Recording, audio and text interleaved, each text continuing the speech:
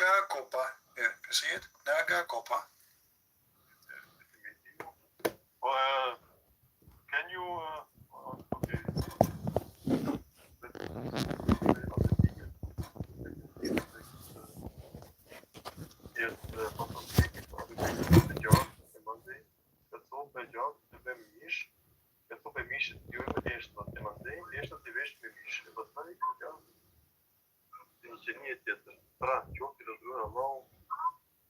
I mean, it's the same meaning. I mean, what do you think about this mood?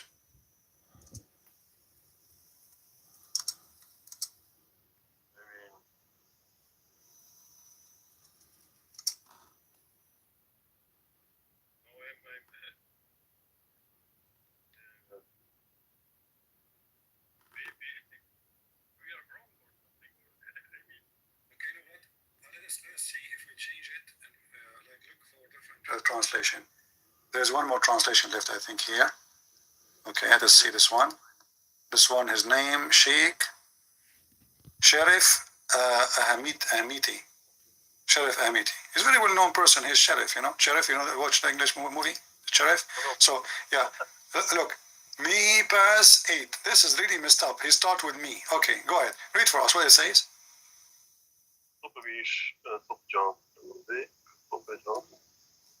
I mean, it's the same. I mean, I learned biology with my 5 or 6. I was maybe, I don't know how old. I mean, what is this? I mean, my friend, I don't like to talk about myself. I used to work as a professor in the highest university in the world in Mars. And I teach biology all my life. And then the first time I said this to my student, all of them, they were Albanian from China. They said to me, this is mute. They could not believe it. But then time came and they believe it, for it's true. Yeah, but sperm. Okay, I will tell you a story. This is a true story. I have my grandfather. He was a very naughty boy with my grandmother. So once he having sex with her, and then he dropped some sperm in the counter in the kitchen. They went to sleep. I mean, they have sex in the kitchen. What you can do is naughty. So they went to sleep. They came back in the morning. They found like 1,000 kilogram of meat, blood, sorry. And then went the day after it, and it become meat. In 48 hours, the sperm become blood. The blood became a meat. And then this is how my grandfather, he opened a butcher store. People do not know where he's getting the meat from. He have orgasm. He put it in the counter. Second, they become blood. The day after, they become meat. The day after, they put it in the butcher store. So what do you think about the logic? And look at the rest of it. The rest is even more stupid. He made the flesh, and then later, then he covered the bones by the flesh. I mean, this is God, how he created everything. I mean, now I'm a little bit. And not only that, here in the translation, they lied to you. Here it says, it says Mitch. You see Mitch? Yes. Mitch Amiri Courageous. This is supposed to mean creators, right? But here it says a creator, correct?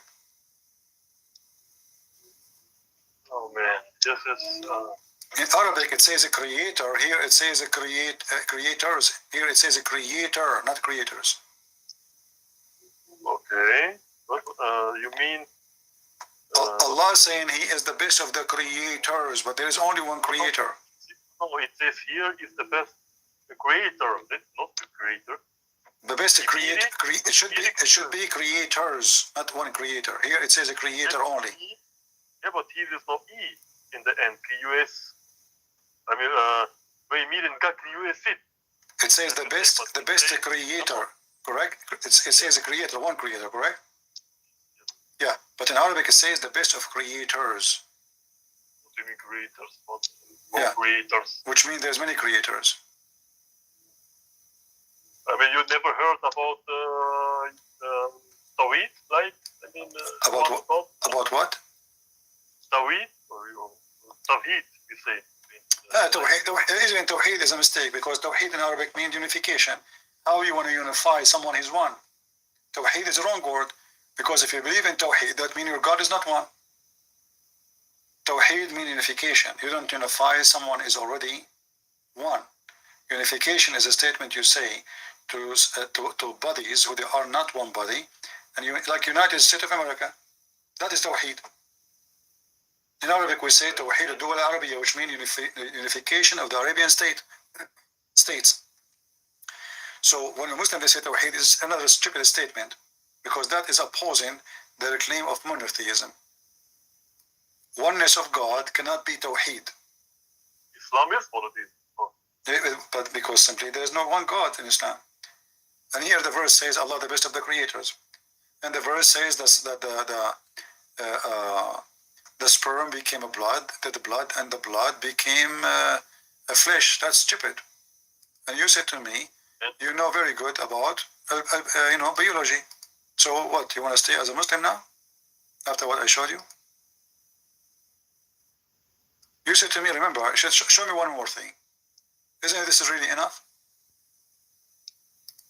God do not know how the baby is made.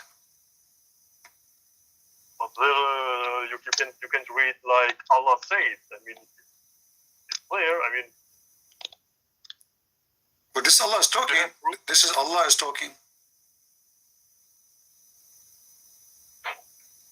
Okay, then I have to become atheist. I mean, if Allah is not the true God, I mean, who is God? The Messiah.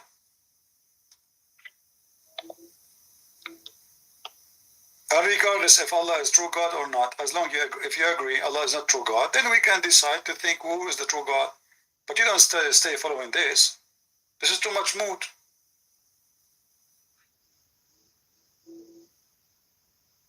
I am very tired of this. I have to sleep 2 nights and 2 days.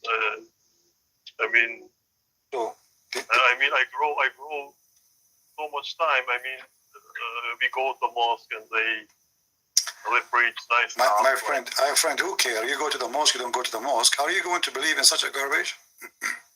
But, I mean, imagine, I say to you, Christianity or Protestant are false. What do you do? I mean, you are maybe 50. If it's false, it's false. You leave it. So what? If it's false, false. Imagine the time you spend with it. So what? If I spend my life being a fool for the last 20 years, I will spend more time to be a fool too? Is that a reason? I'm not saying that. If I discover that I was a foolish man all my life, is that a reason to stay as a foolish man to the rest of my life? Is that the excuse? Just announce that you are out of Islam, my friend, and save yourself from this cult. This is going to be from God. I mean, I don't know. I read the Quran and I did not I saw this like this stuff. Well, you agreed with me. This is you said this is moot, which means bullshit. Okay, so now as long you confess that the Quran is a book of bullshit, are you going to keep reading bullshit every day for the rest of your life? But before I do something wrong, I will ask my Imam, show him this, and ask why the translation is not like from Arabic. I will tell you what he will say to you. He will say to you that this guy Christian Prince is lying to you. He's a liar, and it doesn't say that, but it says that. What he will do?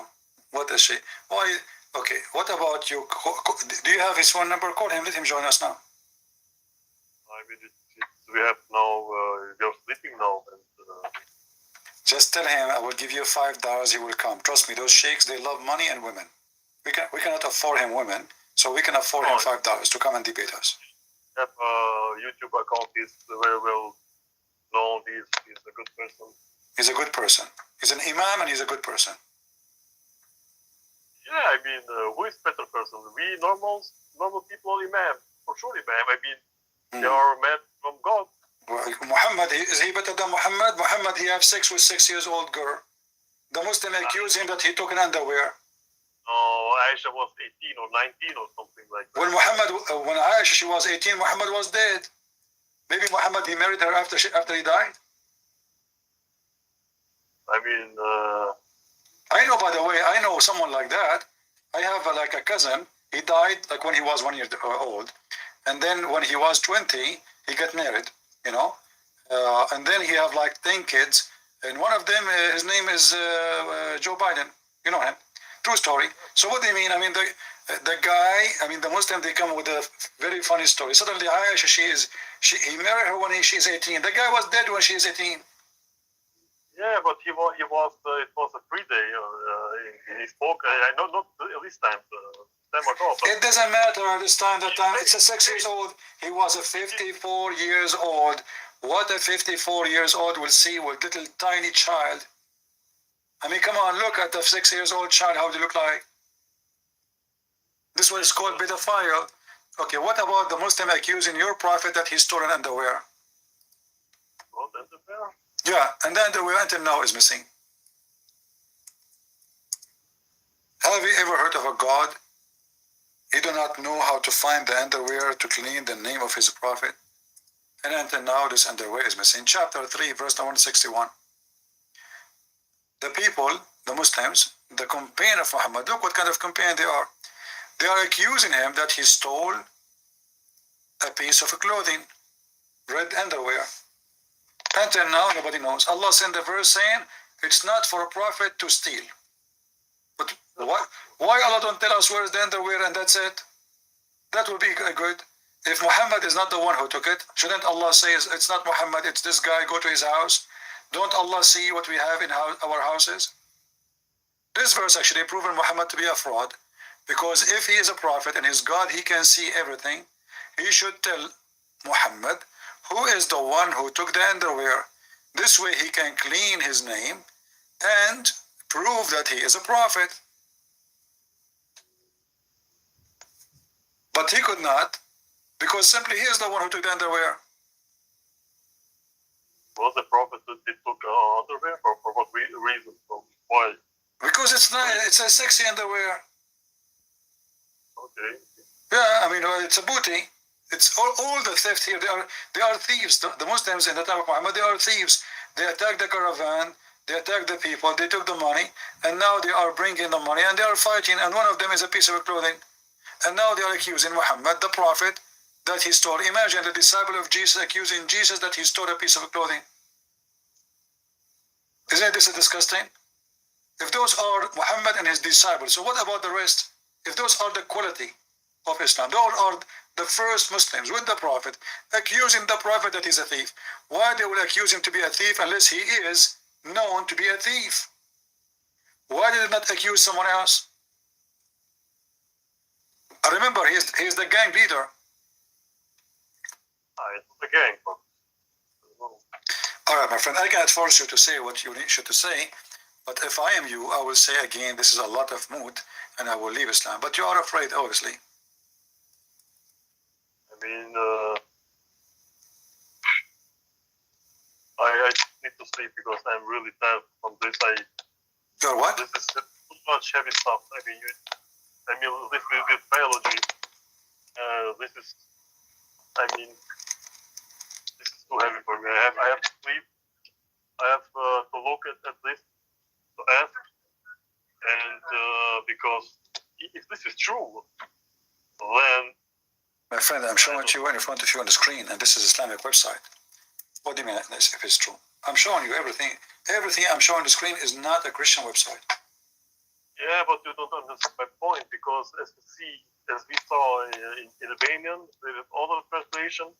In Arabic, you say it's other translation. I mean, how I know if this is the true translation? Even if the translation is false, I showed you the interpretation of Ibn Kathir. Did I? Yeah. Okay. So, and even this one, we can show the interpretation for it too. They accuse him of stealing a piece of clothing. The Muslims are those Muslims that the companion of Muhammad. They are a bunch of thieves. So you want to be? Do you want to stay with the thieves? I'm sure you are coming from a good family, and you don't accept to be part of a thief religion. If this is the best man who Allah chosen to send to save mankind, according to Muslims, and he is a thief. And the companion, his companion, not the enemy, not the Jews, not the Christians, accusing him of stealing.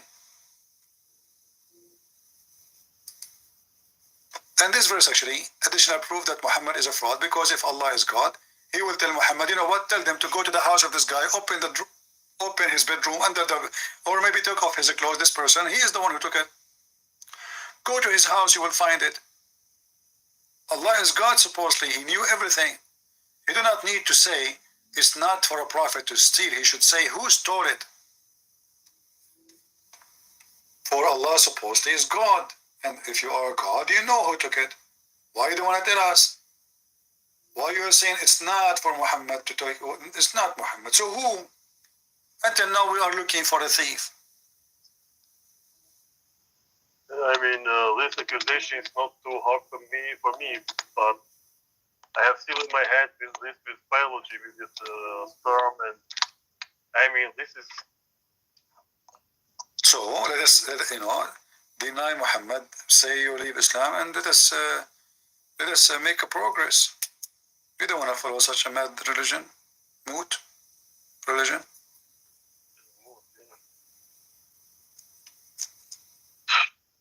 Can I maybe call you in 1 week or so, or something like that? You can call me, but if I die and I did not answer the phone and I look like I'm alive because I'm holding a stick, don't blame me. Okay?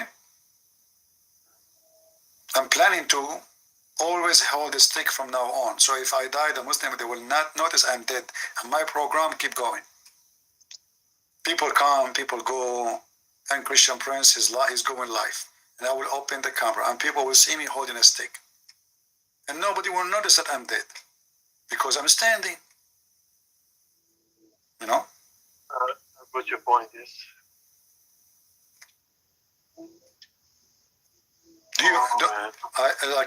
You see, you can practice that yourself. Obviously, it's true. Like you can die and standing and nobody will notice. Just hold a stick, man. Hold a stick and you will see.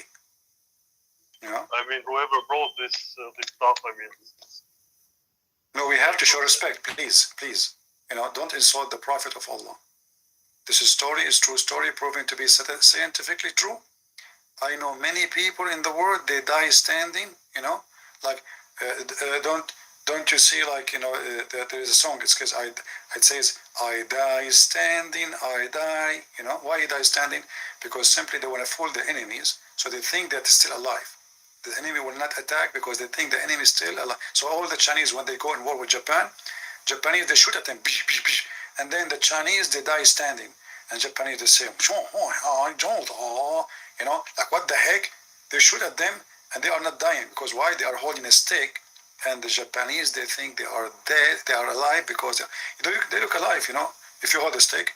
And then the only time they fell down is when the bullet hit the stick and the stick broke, But took the Japanese a lot of time, like, when Prophet Honda, peace be upon him, he come to Japan and he told them, like, let us Honda together. And the Japanese, they start getting the point that those people are dead. They are just holding a stick. And then Prophet Honda and Prophet Toyota cousin, they join invasion and they invade China. And then they noticed that all the Chinese, they were the men, they were dead, but they were holding a stick. And those sticks are made in Taiwan. And like there's a chip inside the stick and the battery is almost off and they start collapsing. And then this is how they control the country. And the Japanese control China. But then, when the Chinese want to take revenge from Japan, Chinese, they have a lot of rice, Actually, there's a woman, she used to work for George Bush. Her name is Condoleezza Rice. Originally, she's from Japan too, So anyway, they throw rice at them, and then they took China back, and they found the king of emperor of Japan. He is dead, but he was holding a stick. So they thought he is like alive because he's holding a stick, and Japanese stick is so strong. They fight with it. I don't know if you saw the samurai. Do you see a samurai? Yes, I know. The story I told you, by the way, is true. It's written in history. Oh, man. All the story I told you, I have witnesses. Okay, do you know the historian, his name Yama Aidullah Yama? He's Japanese. No, he's Japanese, very well known. Yama Aidullah Yama is very well known, you know. Yeah, and you know, like his like you know, his cousin, like Yama I do cheat Yama, or Yama I do moot Yama, like, you know. I mean, in Japan, just but like Yama people believe you, like Yama. Anyway, so those are true stories. So I mean, isn't it the Quran is the same? Why you are laughing? I mean, Yama, I do lie. Yeah, Yama Abdullah Yama, you know. So I mean, it's the same garbage. Muhammad, he said, the Muslim, they say Allah and the Prophet knows best. If I am Muhammad now, any story I just said, they will write it in the hadith and they will believe in it. What is different between my stories and the stories of Muhammad? Your stories are My stories, my stories is even nicer. They make more sense. They are not sahih. Don't forget. You know, my story are sahih. Who said that? You know, do you know what sahih mean? Yeah, it means like sahih means like it's accepted. No, it's mean too much moot. Okay. What means sahih? Too much moot, which means too much bullshit. Yeah, this is why the Muslim today, they are trying to wash their hands from all the authentic hadith they have, because it's an embarrassment. But now this is the Quran, what they can do about it, they will wash their hand from it.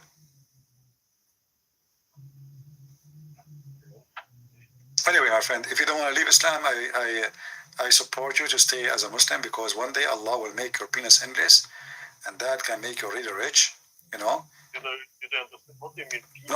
No. Huh? But what do you mean in this penis?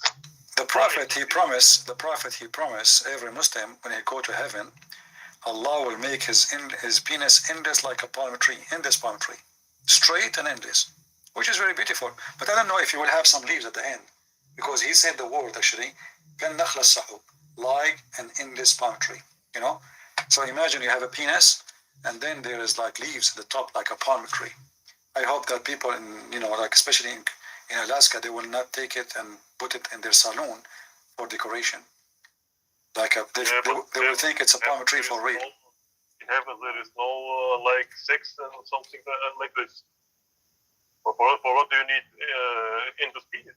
I mean, well, if you think about it, it makes sense, because, okay, listen, you don't want to have a wife close to you. Too much close is a problem. Women, they are a problem. So you want to have sex with the women, but at the same time you want to be safe, because they have nails, they can bite you, they can scratch you, they can use their high heels, they can do all kinds of crazy stuff. Women are dangerous. This is why Allah, he thought about it. How I can make the man have safe sex. This is safe sex program. It's called SS too much mute. So he put the women so far, but still you will be able to have sex with her, because your penis is like extending all the way. So she is far, her hand cannot reach you. She is far, but still your penis can go there. So now the only thing she can do, she can scratch your penis. All right, but don't worry, as long as it's endless, it's going to be endless pain from Allah. So you send your penis to, like, she is like, when Allah, he sent Adam down, he sent him to Sri Lanka, and he sent Eve in Jeddah. How they used to have sex, do you know? Do you know? No, you don't? Adam, Allah, he sent him to Sri Lanka, and we have the video of Mufti Mink. Did you see the video of Mufti Mink? Did you see it? The video of I follow Mink. Yes. He's a very good preacher. Yes. Yeah, he's very good. Yeah, actually, yeah, he very good with mute. So, but did you hear the video when he says Allah, he sent Adam to Jeddah? Sorry, to Sri Lanka? From amongst those. Yes, I know. Now, if we look at Adam alayhi salam, he came down onto the... In other states as well. Yeah, but you know, he said that in the video. I have the video here. I will play it when you hang up.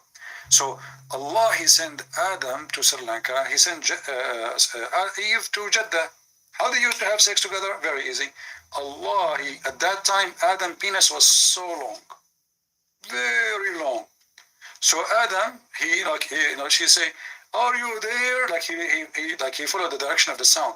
She said, "Yes, honey, I'm here," because between the mountain, a lot of mountains. So Adam, he says, "Okay, I'm coming." She said to him, "How you are coming, but you did not send your penis yet?" He said, "I don't mean I'm coming.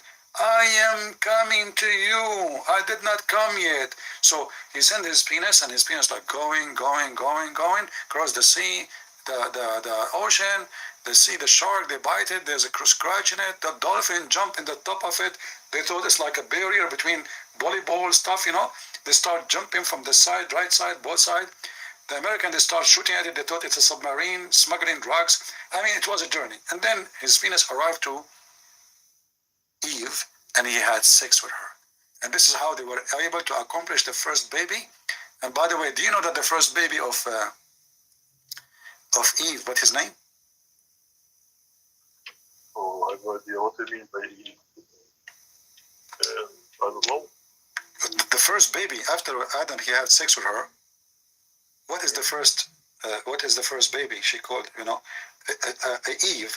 Each time Adam, he sent his penis all the way from Sri Lanka all the way to Jeddah. He have sex with her. She delivered a child because Adam, he was like good in shooting. So like each time, like boom, baby come. So each time she gave a birth, the child, he died. And then he died, the child, he died. The first son, the second son, the third son, the fourth son. So Adam, he shoot, the child die. Adam, he shoot, the child die. So then the shaitan, he told Eve, if you call your son by my name, he will not die. What do you think about the story? By the name of Shaitan? Yeah. If you call your son by my name. What do you mean by the name of Allah? No, by the name of shaitan. Why by Shaitan? Yeah. If you call your son by my name, he will not die. What do you think? Yeah, but this sounds for me like something satanic, something like you do attack Satan. I mean, if you do this, you can have your child, something. Yeah, if you like, which mean actually he told her, if you call your son the slave of Shaitan, he will live. And she did, and Adam, he did. What do you think? Slave of Shaitan. What do you think? Well, this sounds not good. I mean, this is something satanic. I mean. Yeah, but do you think about the story? I mean, if this is what happened, what do you think? That the first son, he was blessed by Shaitan. It is why he lived. Allah could not make him live. Shaitan, he was able to make him live. Maybe because we are sinners. Maybe from. What sinners? They are okay. It doesn't matter. I mean, Allah, he sent them down to earth. Why Allah cannot keep the baby, but Shaitan, he can keep the baby? If you call it if you call it Abdullah, the slave of Allah, the Shaitan, the baby died. If you call it the slave of Shaitan, the baby lived. What do you think about the story? Can it be true? A good point. This is a story. I by the way, I'm telling the story. I'm not saying your prophet saying that. But what do you think about it? Does it make sense? I mean, this is your story or what? Yeah, it's my story. Okay. I thought this is from. So what? From, so what you are saying? Are you saying this is moot? This is big mood. Big mood. Well, this is what your prophet said. Here we go. So now, it's my story. That the second I was saying it to you, it was my story. But this is what your prophet said. It's a big mood. So thank you. So this is what your prophet said. Read it carefully. It says, the prophet said, when Hawa, which means Eve, became pregnant, Iblis came to her, and her children would not live after birth. So he said, name him Abdul Harith. Harith is one of the names of Shaitan. Abd mean Abdul. So name him Abdul al-Harith. So she named him Abdul Harith, and he lived. Do you see it? Yeah, this is too much bullshit, as you said. Still, you want to be a Muslim?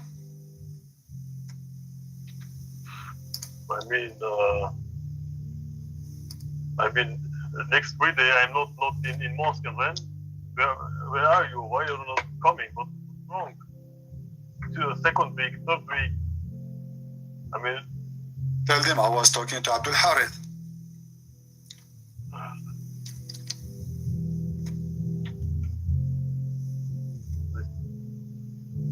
And I mean, I have to call.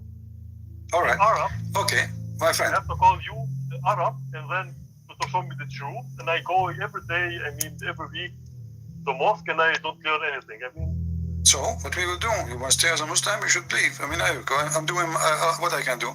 I ask you to call them, I ask you to bring them, and I do my part, and then they don't come. That's mean they are hiding, they are running away.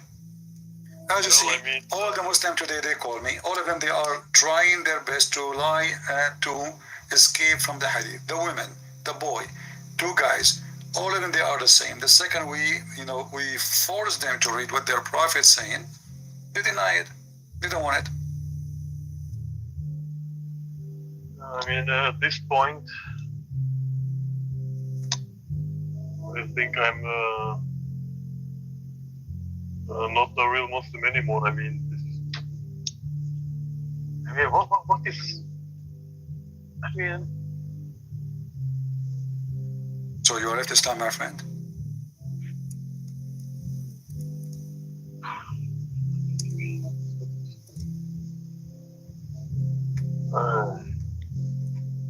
I had today not a good day, and this is the final fourth day.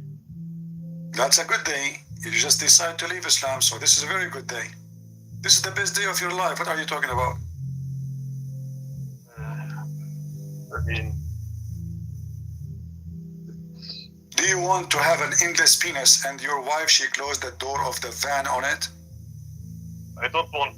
I mean, this is heaven or what? This with penis, is it in heaven or? Oh, this is in heaven. This is not on earth. Thank God it's not on the earth, man. Otherwise, people would die left and right. Imagine you are flying the airplane and then a penis is going, like what the heck? Go inside the airplane.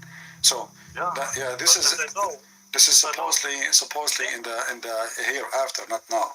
So every Muslim will have. There is no sex. There is. I mean, we don't have bodies in Jannah. No, you have body. What are you talking about? You have a body. You have a. But the funny is, what scared me actually, I don't like. It's not just a endless penis. I mean, it's endless penis, but your testicles are still the same size. I mean, they will look so funny. You will look like really weird, like a macaroni, long macaroni, and then there's two balls at the end. Like what the heck? Like smile. What kind of a design? What is this? So. Why even God want to say such a thing? What kind of language is language? And who cares if it's endless? If the joy is sex, why size too much does matter? Endless, And then he described how you will have sex, how you will push it, how she will bite you, how she will jump on you, how she will sing for you. And at the same time, by the way, I have to admit, sometimes I get tempted by Muhammad promises, like especially when he speak about women who will see their bones. I don't know if you like women. Do you like bony women or like women full of meat? Well, I mean, normal woman. What? Say, your mom is not here. Come on, don't worry. Normal woman. Yeah, but I don't hear you like. You like what? What? I'm not gay. I mean, supposed I like women. I see. I like beef, no beef. It's not but the Prophet, he made us. He have a special treat for us. So he said that those women, you will see the marrow of their bones. Imagine how beautiful, how amazing. We are sick of seeing women like legs and meat, and they have a breast and those crazy stuff. No more. In heaven, you will see through, and you will enjoy looking. I don't want to. This is only me and you. Please don't share it with your friends. This is a picture of my wife. I will put in the screen. This is my wife, not the one I throw her in the ocean. The other one. This one she's not thrown in the ocean yet. Look at this. I don't know if you can see with me. Look at the beauty. See? So your wife, she will be special made for you. Special design. You don't have wives in Jannah, but I mean. In Christianity, no, we will not have wives. That's why in Islam is better. In Islam, what do you mean by wives? You don't have wives. Oh, you have the lowest reward is 72 wives. The lowest, plus each one of them she will have 70 maid, and every maid will have 70 maid, and every maid will have 70 maid until you go 70 times, which means you will have hundreds of thousands of females to sleep. This is the lowest reward. I mean, I heard. But do you see the picture? Do you see the picture I'm showing you? This is mean grapes, 72 grapes. It's symbolic, not white. No, there's no grave. What a grave? We're talking about real women, my friend. Real women. Even the Quran described their vagina. What do you think about my future? What do you think about my future wife? I with the picture. You know, she sent me her picture. You know. Yeah, but it's, what is X-ray or what is that? This is her. This is her. Yeah, this is my ex-wife. I mean, my future wife in heaven. That's what Muhammad said. Muhammad said that you will see the marrow of their bones. What? Do you have a problem? Are you really serious? Are you saying this is not sexy? This is very sexy. Are you struggling with your vision or something? Do you have a weakness in your vision? This is very sexy. Like, if we go to the hadith says that every woman in heaven, Allah He gave us, they will be so white to the point we will see the marrow of their bones. Here we go. This is the hadith I will wait for you in the front of you. Here we go. Is this Sahih? Yeah, this is Sahih. This is Al-Bukhari. This is Al-Bukhari himself. Yeah, very authentic. See, here it says, they are so beautiful and white, not pure, transparent, to the point that you will see the marrow of their legs will be seen and the bones, through the bones and the flesh. You see it?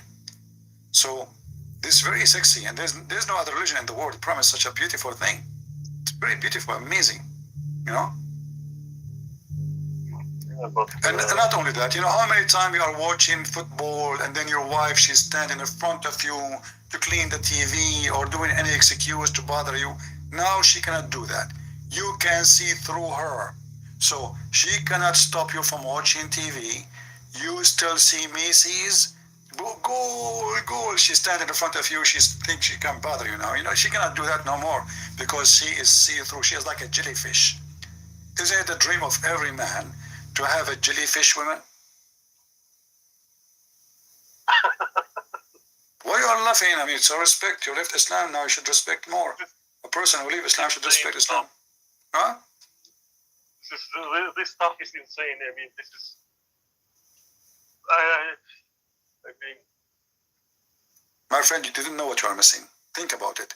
You are watching TV, and those women, they get upset because you are watching TV. So now they want to make you like, maybe he will feel like he is ignoring me, so he will think. So she go in front of the TV and she clean that she is cleaning the table, and now like she turned her ass for you, and now she spent 15 minutes cleaning the tray in the front of the table, like, and you are waiting for like, honey, can you move please? Now no more. She can stay there all day long because she can see through. She cannot bother you watching your favorite TV program no more. She see through. What she can do? Yeah. I mean, can you show me where in Quran it says 72 wives? I mean, I don't want wives. I want to be with God. And what wife? I mean, I have wife here. I mean, I can have. You know, everyone he like different stories. For me, I like baklava and tomato. You don't like wife, it's your business. Everyone he have his own wish. You know, my wish, like I want to have a woman like this. She is X-ray, you know, because you see, all of us, we ask like president and people to be transparent. You know, transparent. Here we go. What do you want more? Transparent. You will see even the shit inside them. She cannot hide. You know, women, listen. How many women, they take your credit card and they put it in their bra, and you ask them, where is my credit card? Oh, honey, I did not see it. You know, now no more. The credit card in the bra, the keys of the car in the bra, the money in the bra. I mean, they put everything in the bra. Even like the TV, they can put it there. I don't know what this bra can. It's a trunk.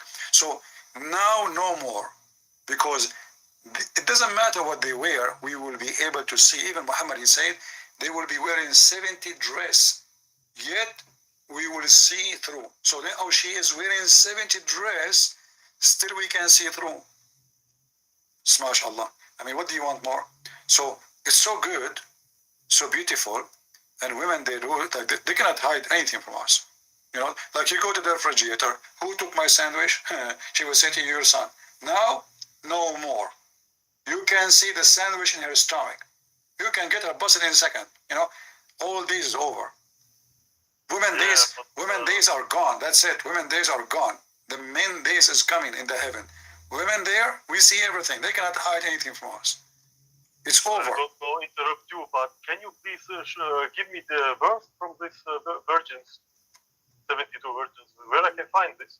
Oh, you know, 72 virgins. Okay, here we go. This is Quran or? No, we can show you the Quran mentioned. The Quran did not mention how many. You know, if you want, what do you want, the Quran or you want the Hadith? I mean, it's first Quran and then maybe Hadith. I mean, they sound for me too much. I mean, woman in heaven. I mean, what I can do in heaven with wife.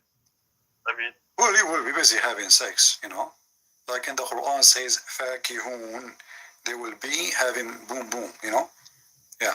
So, like if you go in the Quran. Yeah, but maybe I can write this reference. I can see this stuff. Yeah, if you go to, as an example, chapter 36, let us go. Like if you read it, the verse by itself, you will not really understand much what it's meant. But then we have to go to the interpretation of the verse, and then we will be able to understand,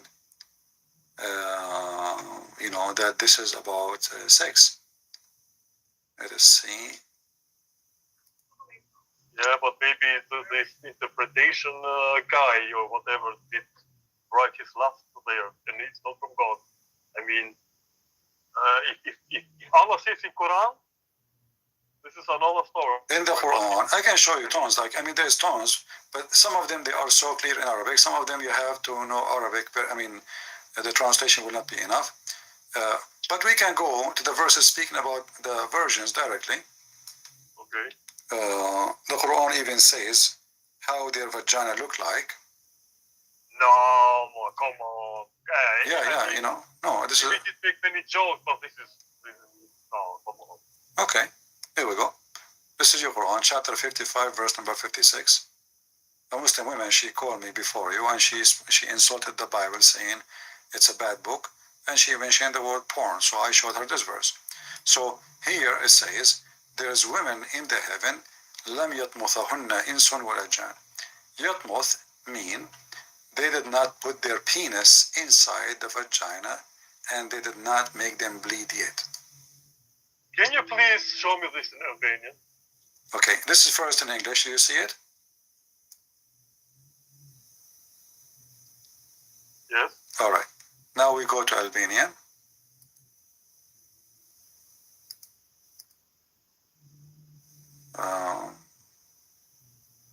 We go to Effendi.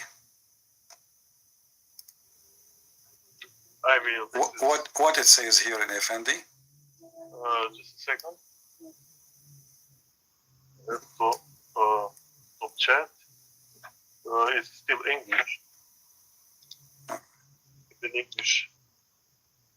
We have to wait some seconds. Wait.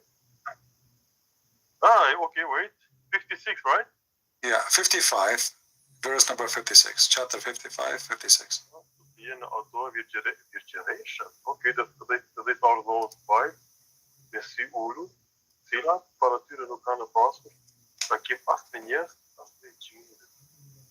They didn't have no contact with human and shaitan or jinn. Yeah, you see, this is fast translation, no contact. What contact? They are calling them by cell phone. This is talking about they did not bleed. They did not bleed from sex. They did not push their private part inside them. They lie. Let us see different translator. Yeah, you see, my friend, this is what I can do. I mean, this is your language. They are lying to you. Here it says what? The same?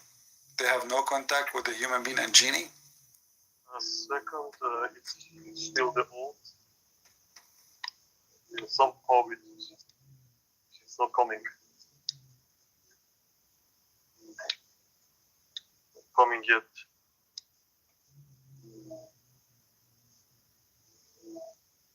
Did you post on screen? Yeah, it's in the front of you. It says Aka. Okay. No, I can see it. Aty ka kreulta të cilat përpara tyre nuk I kanë prekur. It says here, nobody touched them. Yeah. This is false. You see, this is always false. It's this. I don't want to be rude, but what it says, no one if them, literally, and they did not bleed from the sex. That's what it says. And let us see the last translator. What it says here in the last one.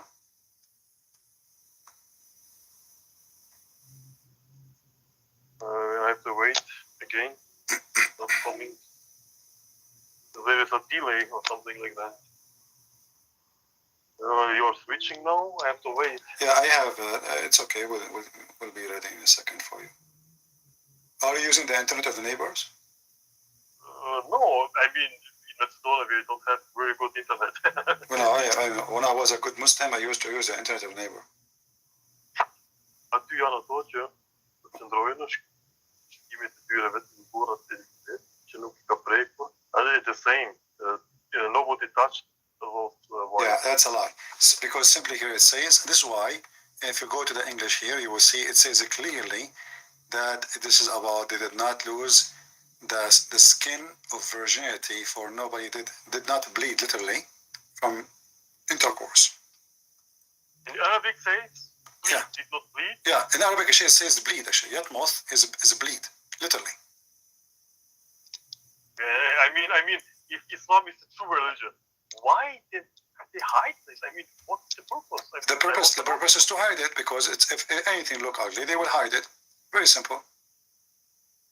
I mean, how I can be a why here? Look, why here in this translation saying this, and the other translation doesn't say that? And why Muslims don't get upset for seeing it if it's not what the Quran is saying? Simply the Quran saying that this is very close, accurate to the true translation, even though it's not perfect, but it's more close to the rest.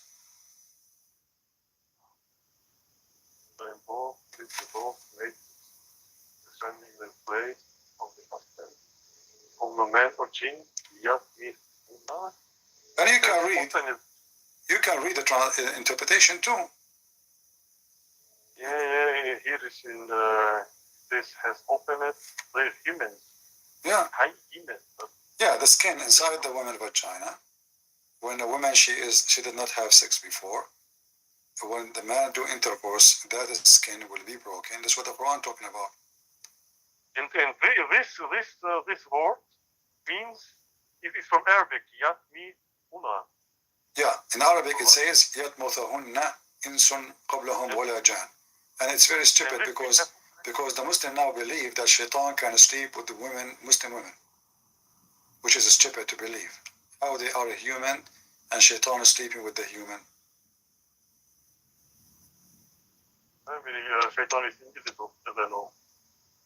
I mean, I never saw one, but...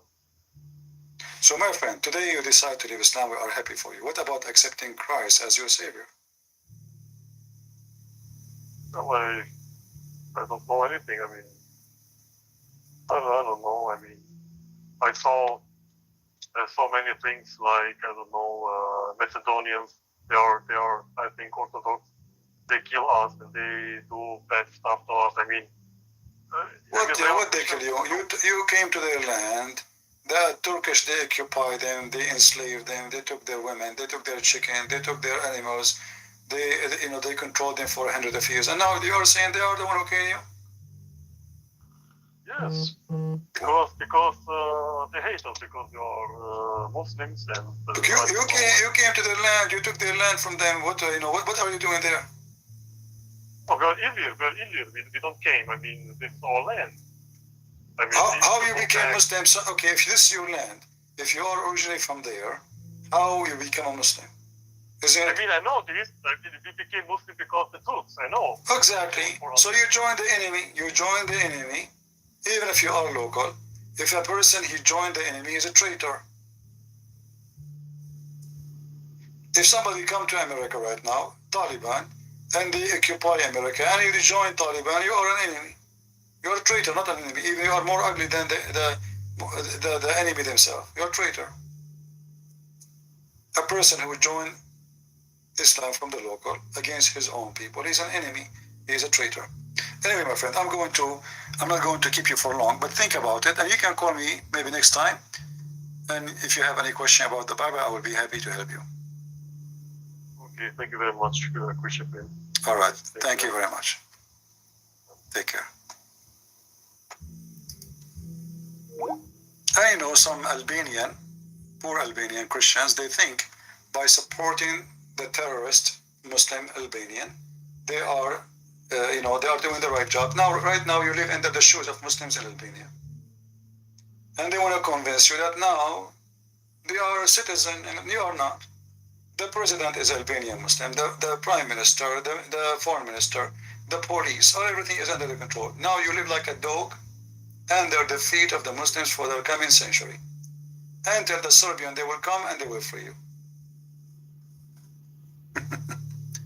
Anyone who joined, let us say you don't want the Serbian to control you.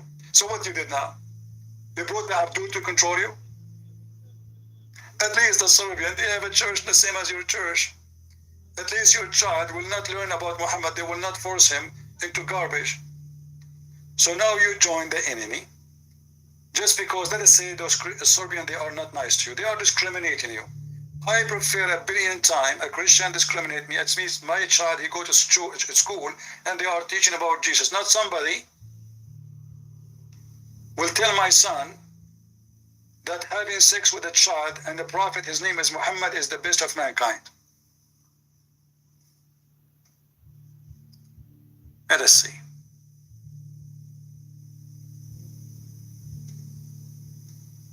We have a Muslim. Maybe he is an Albanian, I'm not sure. The name sounds like it.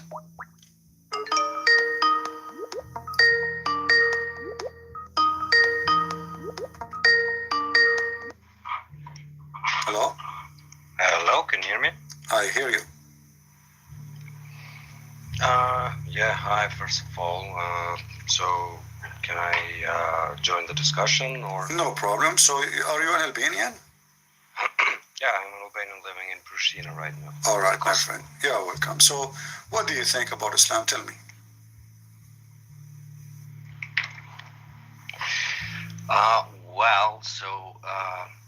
I want to start off by saying that I'm not a traditional Muslim per se. So I believe in all the Abrahamic faiths, so to say, but not 100% on all of them.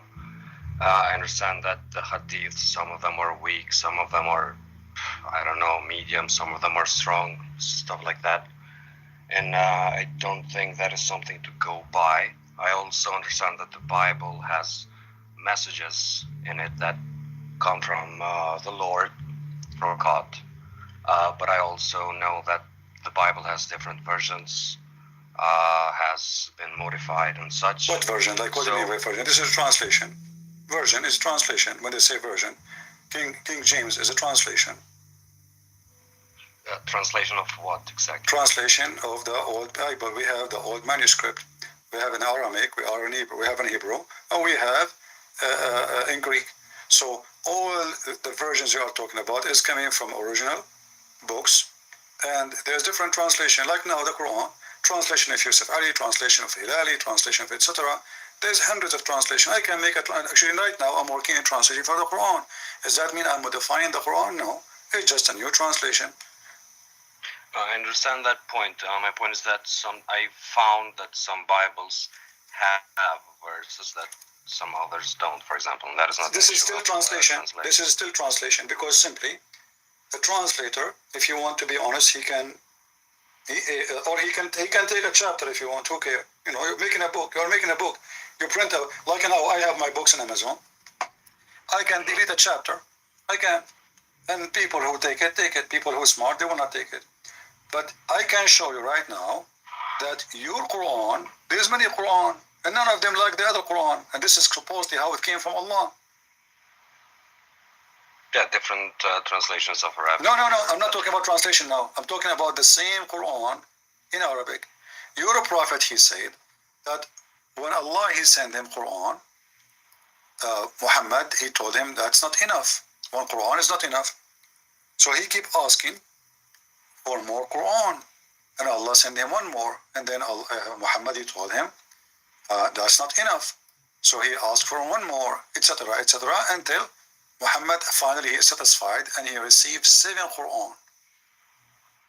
And the excuse is that the Muslims cannot understand the Quran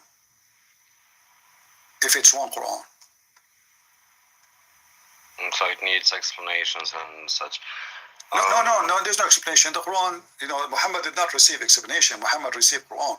We are talking about Quran, not Okay, explanation. So Muhammad received more verses, you're saying? No, he received 7 Quran. 7 different Quran.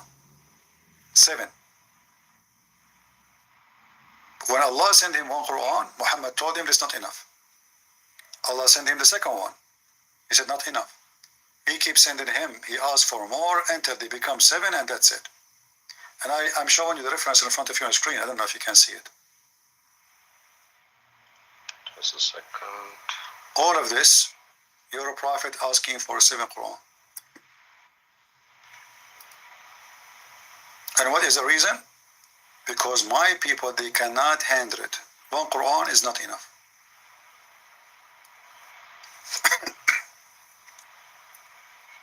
I'm just reading it. By the way, I'm not here to be hostile or something like that. I'm here to have a discussion. No, my friend, you are welcome. You are speaking nice. I will speak nice to you. I speak only harsh with those who decide to be rude. If you notice. It's okay. It's okay. Yeah. If you are nice, I am nicer. So do you see what I'm showing you on the screen? Okay. Yeah. I see. Chapter of the clarification of the Quran was revealed in 7 ahruf. 7 modes of recitation. This is false. Clarifying, it says, Allah has commanded you to recite to your people the Quran in one dialect. Upon this, he said, I ask Allah pardon and forgiveness. My people are not capable of doing it. What is that? What is the people suffering from? Of my understanding, the way that Arabia, whatever you want to call it, back then, they were mostly pagan and, so to say, dirty human beings. All of them worship different stuff. All of them raping, thieves, and all that. So they were people in need of guidance, in my understanding. And by this, I think the Prophet meant that his people are not educated at all. My friend, those be? are Arab people who speak Arabic. He is saying to them, they are not capable of doing it. Those are the Muslims. We are talking about the dirty people, the one you're calling dirty. And by the way, the dirty one is more clean than Muhammad, because Muhammad is a rapist. Muhammad is black stone. Muhammad, he worshipped the same as they worship. Muhammad, he worshipped the same God they worship. The pagan, you are calling them pagan. Maybe you not know that the pagan are people who worship Allah too. Don't you know that? When you say the word mushrik is an Arabic word. What mushrik mean? No idea. I don't know Arabic at all. Mushrik is the one who associates God with Allah, which means they believe in Allah. In fact, they believe that Allah is the God, and the rest is just to intercede. So the one you call them pagan, they are the same as the Muslim today. You Muslim believe that Muhammad will intercede for you. So what you do as Muslims, the Arab before Islam, they worship Allah and they worship little Barbie dolls beside Allah to intercede to Allah. Allah is the big God. Those are the small one who they are close to Allah. You Muslim, you do the same now. Your prophet, he says that he will intercede for you in the day of judgment. Okay, I have something to push back here. For example, the people believed there is a God, the pagans, so to say, back then, before the revelation of Muhammad. But I believe that they knew there was a God, but paganism, what I mean is that they chose different paths, so they deviated from the Abrahamic faith that much that they were not considered faithful at all, since they worshipped statues and stuff like that. My friend, at that time. your prophet, he never heard of Abraham all his life. He did not know anything about Abrahamic faith. We can prove that from the Quran. You Muslim believe that the Quran said that Abraham is the one who built the house, which means the Kaaba. Is that correct? Yes. All right. But isn't it the Quran saying that no man came to Mecca before Muhammad? No prophet, no messenger.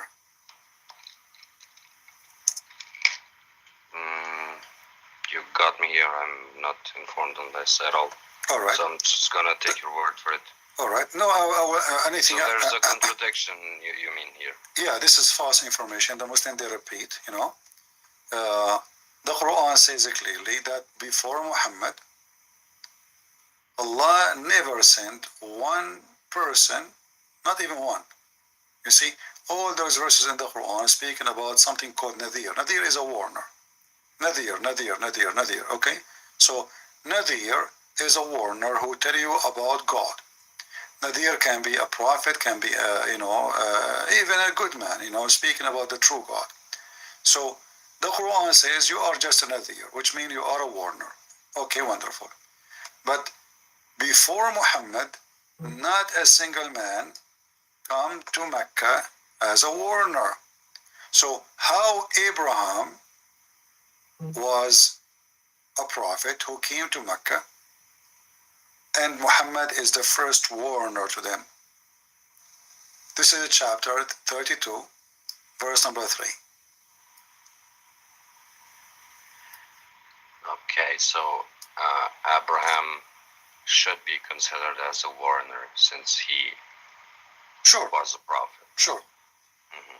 Warner is a messenger from God to warn you, like wake up, don't worship the wrong thing, etc. Do you see the verse on the screen?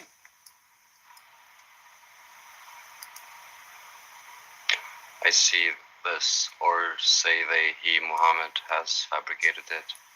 Nay, it is the truth from your Lord that you may warn people to whom no warner has come before you. Just a second.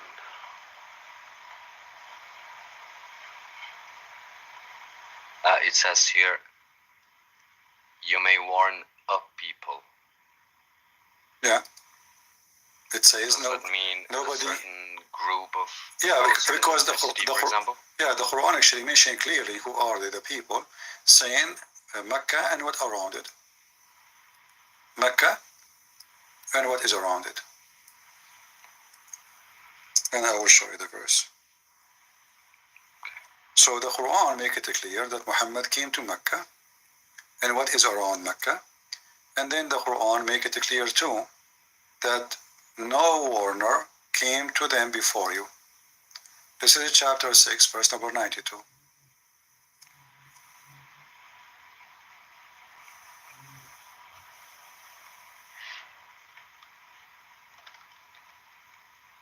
What chapter was it?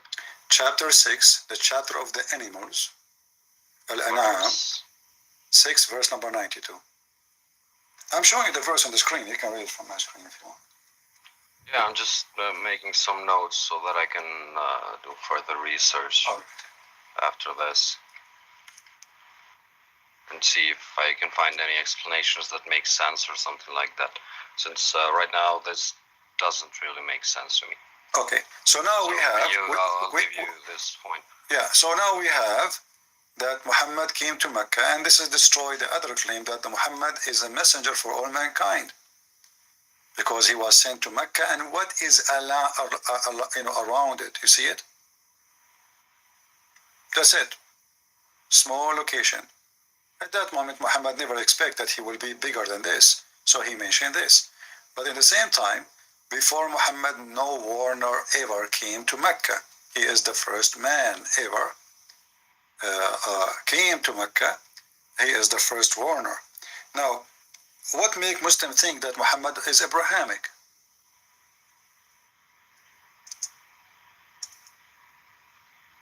What make you think that Muhammad is Abrahamic? Doesn't Muhammad? I think the real name of Muhammad was not Muhammad. Yeah, the name of Muhammad. Like that? You see, the name of Muhammad actually is a proof that Muhammad is a false person. Does not even exist, because Muhammad should be the name of God. Because Muhammad means the praised one. So if Muhammad is the praised one, who is praised to? Allah. Mm-hmm. And not only that, you see, Abraham. Yeah, that was weird, since I knew this. I think I found out recently that Muhammad means the praised one, and I mean, would it make sense to be praised by the other entities, for example, the angels and stuff? I don't think it would be logical to be praised. Should not be praised by anybody, because you are just a man. The one only to be praised is God. You don't praise. You say I praise God. You don't say I praise man. You know, praise man. Man is a sinner. If he is a sinner, he is not to be praised. We praise him for what? For sin? Isn't it the Quran says Muhammad is a sinner? Yeah, all men sin. I think that's no, part except of our Jesus. nature. No, the Quran in chapter 19, verse 19, Jesus is holy. This is why Shaitan, he touched every human being when he is born, according to Muhammad, except Mary and her son. Yeah, that's why I make the correlation between the different religions. Since in Islam, we Muslims believe that Jesus is the, so to say, the nail in the coffin when it comes to this world. So he will rule the world at the end. So we believe that. Yeah, but you see, this is again a contradiction, because how Muhammad is the one who would do intercede for you, and he is a sinner, and he is higher than Jesus. But Jesus is the one who will make even Satan melt like salt, Muhammad said, when he see him. What do you mean higher than Jesus? Yeah, because Muslims, they say, like when you pray on him, I don't know if you listen to the mosque, Ashrafu Khalqullah, he is the most noble people of Allah. He is the highest of Allah. Muhammad is the highest in the world. In fact, the hadith says, Muhammad, he said that if not Muhammad, Allah did not create Jesus, did not create Moses, did not create Adam, did not create us, did not create the earth, even his chair, even his tablet, even his pen, even though nothing is created except for the sake of Allah. Mm-hmm. I want to ask you, do you as a Muslim, do you believe that Abraham, he used to have a book? A book? Yeah? I don't think he had a book. No, he does. I think he had a message. No, he have a book. So if you go in the Quran, yes, it says Suhaf. You know, you Muslim, you call the Quran Mushaf, right? Mm-hmm. Okay, yeah. This is exactly what the Quran says about the books of Abraham and Moses. Suhaf Ibrahim wa Musa. Okay, so Abraham, he came to Mecca. Did he leave his books behind, or he came back with his book? What do you think? He came to Mecca with his books. Do you think Abraham. A prophet of God will leave the book of God behind him, or he will come with it? What is the word in Arabic for book? This is not a book, actually. Suhuf. Suhuf is pages. Quran is a suhuf. Quran never was, a book. But anyway, this is what they describe. The scriptures of Ibrahim. Chapter 87. Chapter 87, verse 19. Scriptures. Oh, okay. Yeah. So Moses have scriptures, right? And Abraham has scriptures, correct? So now Moses and Abraham, Moses was for the Jews. Abraham, he came to Mecca. Wonderful. Abraham, he have scriptures. Is that correct? Yeah, based on this, I guess. All right. Do Muhammad knew anything about the scriptures of Moses, of Abraham? Sorry. I don't know. Let's see in the Quran. The Quran say no. Muhammad, he don't know anything, any scriptures. Not only that, he never know the God of Abraham. If we go here, you will find chapter 34, verse number 44. It says, and we had not given them scriptures which they could study, nor sent to them before you, Muhammad, any warners. Do you see it?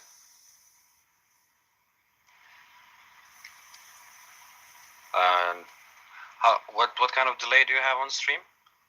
I have now chapter 34, verse number 44. you have a delay on stream, so it takes some time to... It's okay. I mean, depending on your location, it takes a little bit of time.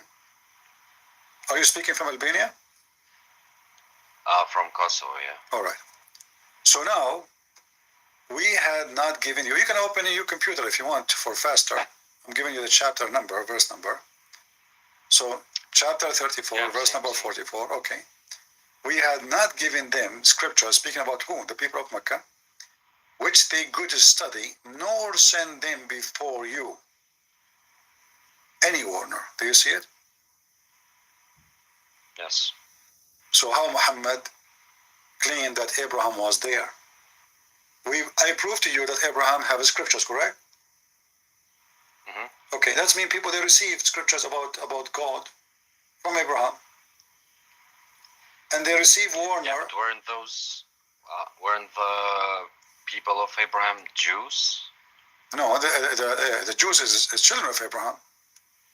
And this is this additional point, by the way, showing you that Muhammad is really ignorant. Because when the Christians and the Jews were arguing with Muhammad, he said to them, how you dispute about Abraham and you Christians and Jews came after him?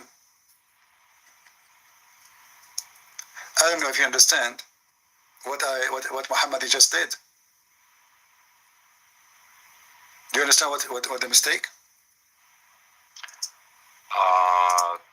Christians and Jews came after him. Well, at that time, I believe there weren't any Christians. Okay, let us make it simple.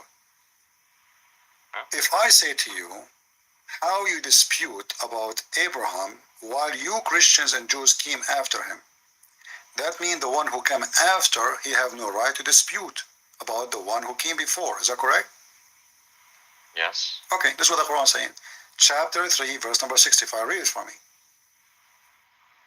Okay, I get your point now. Okay, but that means Muhammad can't dispute the Christian and the Jews because he came at the end. I think the point here is that Muhammad didn't dispute Abraham.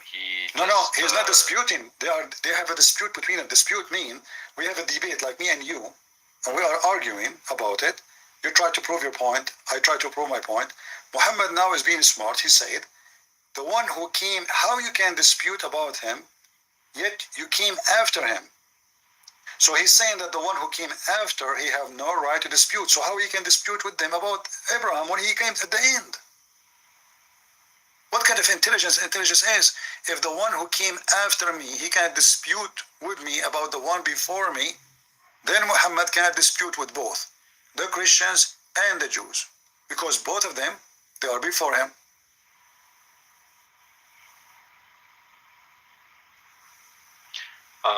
Yeah, I see your point. All right, so now look what we happen. We have Abraham, he came to Mecca, and we show you that Abraham, he has scriptures, correct? We agree? Mm-hmm. Okay, now the Quran says, nobody came to Mecca before Muhammad, and Allah never gave them a book to study. Correct? Correct. And not only that, it says, before you. So now it's clear. We are not talking about it in time of Muhammad, talking even about before you. Before you, which means anyone before that time, nobody came here, right? Could it be an issue of context here? No, because simply it's very simple. You can read the 10 verses before it. After you can read 20 verses before, after 20 verses after. It says it clearly. And we had not given them scriptures. So what is come from? Never had scriptures.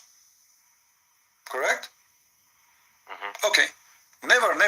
We had not. You see the word had in the past. And in the top of that, which they could study, nor we sent to them before you, Muhammad, any warner. Before you. So that goes all before, whatever period. Never. So it's a big fat lie to say Abraham was in Mecca, Ishmael was in Mecca, which means at least we have two, because Muslims believe Ishmael is a prophet, correct? Mm-hmm. So now we have two big names. We have Abraham himself, and we have Ishmael, and yet the Quran says we never give them a scripture. They never, ever have anything to do with scriptures. What about Muhammad himself? Do Muhammad knew anything about the scriptures? didn't. So how the Muslim they say he's Abrahamic? That's my question. They didn't have any scriptures, so the people that were located there didn't have anything from the prophets before. So in my understanding here of these verses that you showed me, I could be wrong, it's just my understanding, correct me if you have a point against it, is that the point here is not that we haven't sent scriptures or a warner in this exact location. Since No. He's talking about Mecca, my friend. I showed you. We mentioned to you, Allah, He sent him to Mecca and what is around it, correct? I showed you the verse. And we... no, my friend, it doesn't matter. But let us see how. Okay. He is saying, he is speaking to whom? To the people whom Muhammad been sent to, correct? Okay, who is around Muhammad now? Muhammad, he spent all his life, Mecca and Medina. Medina is just a few kilometers away from Mecca. That's it. Yeah. Okay, so now this is the location, we know the location. So we never send them books before you. And we cannot say this can even include the Jews. Why? Or the Christians, because the Quran called the Christian and the Jews the people of the book. Correct? Isn't that referring to the gospel? Doesn't matter. No, this is referring to the people. People of the book, it's mean people who have a book. And those are people who have the gospel and people who have the Torah. So the Quran divide the people to two kinds of people.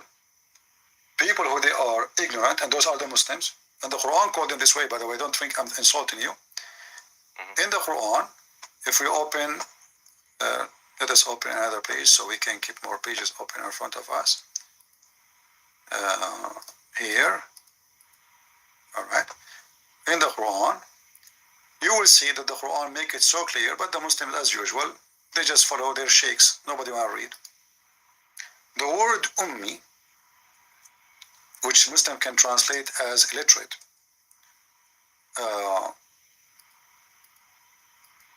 it's correct to say illiterate, but this is about illiterate about God, not about reading and writing. Chapter 2, verse number 78, it says, and there are among them, between two bracket Jews, illiterate people. This is false. وَمِنْهُمْ أُمِّيٌّ لَا يَعْلَمُونَ الْكِتَابَ. People? It's mean like unlearned, like illiterate. Okay. Yeah, but this is false. This is not, doesn't say Jews. It does. If you change the translator, you will see right away how everything changed. You see how translators can insert things is not there? They can play games. And I can say now this is a new version. So when you were, sorry to interrupt, when you were talking to the other guy before, I saw some of your points that you made. For example, the translations in Albanian and stuff. Yeah, everyone points.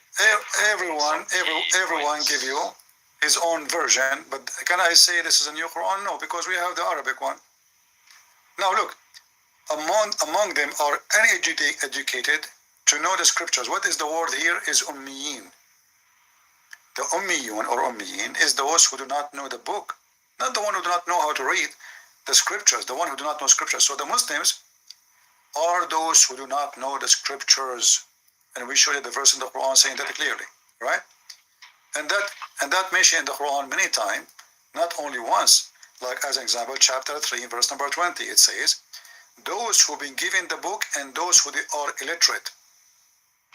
It can also mean illiterate in the context that if you don't know about the religion, the Abrahamic religion, you're considered... Exactly. This is what it's meant actually. Illiterate is those who do not know the true God. So here the Christians are the only one and the Jews called people of the book. Muhammad is not from the people of the book because he is a Gomai, he is a Gentile, he is a pagan. The Quran always keep calling the Christians people of the book, never call the Muslims people of the book, because Muslims never have a book, and they are the pagan, and they are illiterate. And even this is why the Quran described Muhammad himself, called him a Rasul al-Ummi, which means the illiterate prophet. Do you see the verse I'm showing you now? I see verse 20. Okay, so those who they are given books, they are not called illiterate, they are people of the book. And those who they are not given scriptures, they are called what?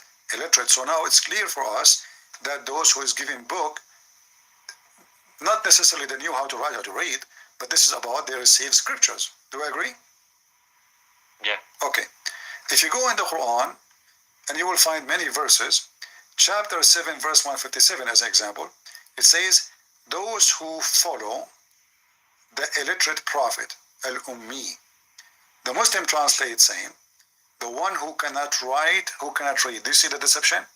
But we just showed you how many verses that the word illiterate mean the one who don't have book and he is a pagan.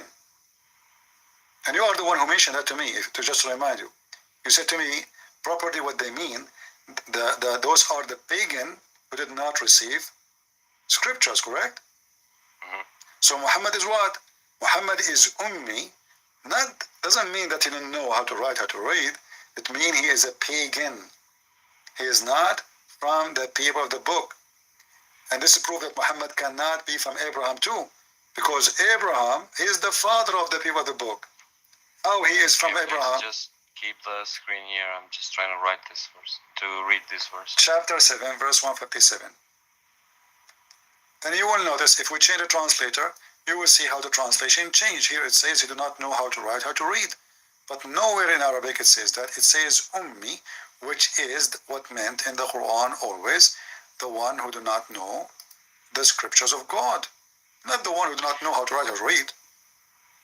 This is what I find most tricky, since so many words have so many different meanings, and the whole message of a verse can change based on different interpretations. So You see. This verse, it could actually mean he couldn't read or write. Yeah, but technically, nowhere it mean write and read. The Quran is a religious book. The Quran does not divide people between the one who do not know how to write and the one who do not know how to read. That would be even more silly. Do you think God will discriminate you because you do not know how to write? no, but you can make a point that someone who doesn't know how to write or how to read. I'm not saying that on every time that that Arabic word is in the Quran, it has the same meaning. It is because the Quran it's not up to me or up to you. The Quran confirmed that those who they are not people of the scriptures are called ummi. I will give you another one just to confirm what I'm saying. Muhammad, he was sent to who? The Muslims, they say Muhammad was sent to all mankind, correct? Yeah. Well, that means he was sent to even those who have the book, correct? Which means the Christian and the Jews. Yes. All right. But this is not what the Quran is saying. The Quran says in chapter 62. They can continue on the teachings that they already have. Yeah, and to add to this point, I think it says in the Quran that to Muhammad that if you are in doubt, go to the. We will not go there now. Just hold your horses. In chapter 62, verse number 2, it says clearly that Muhammad he sent. You remember? You are the one who said to me, I think that the one who it says illiterate is those who did not receive the scriptures, correct? Yeah. Those are the word ummiyin. Look what it says here. It is he who sent among the illiterate. Do you see it? He's one of them. Mm-hmm. So all the Arab do not know Arabic? All the Arab do not know how to read? All the Arab do not know all the Muslim at that time, nobody knows how to read? That would be funny, isn't it?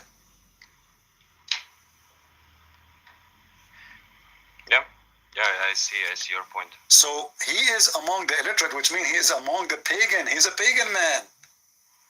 This is why they are called Gomai. Muhammad is learning now from the Jews. The Jews they call the one who is not following the God of Abraham, Gomai. He is a Gentile. He is a pagan. So the Quran confirmed that Muhammad is one of the pagan. And he was sent to the pagans. Do you see it? Yeah, I see he is one of them sent to themselves, sent to the pagan, not to the Christian, not to the Jews. The Quran says that. Okay, so can I give you an opinion on not certain verses, but the whole Quran and how I see things? So, for example, I believe that the Quran came after Muhammad died, and the hadiths and that I mentioned before, that they are not that reliable, in my opinion. So the same story with the Bible and such.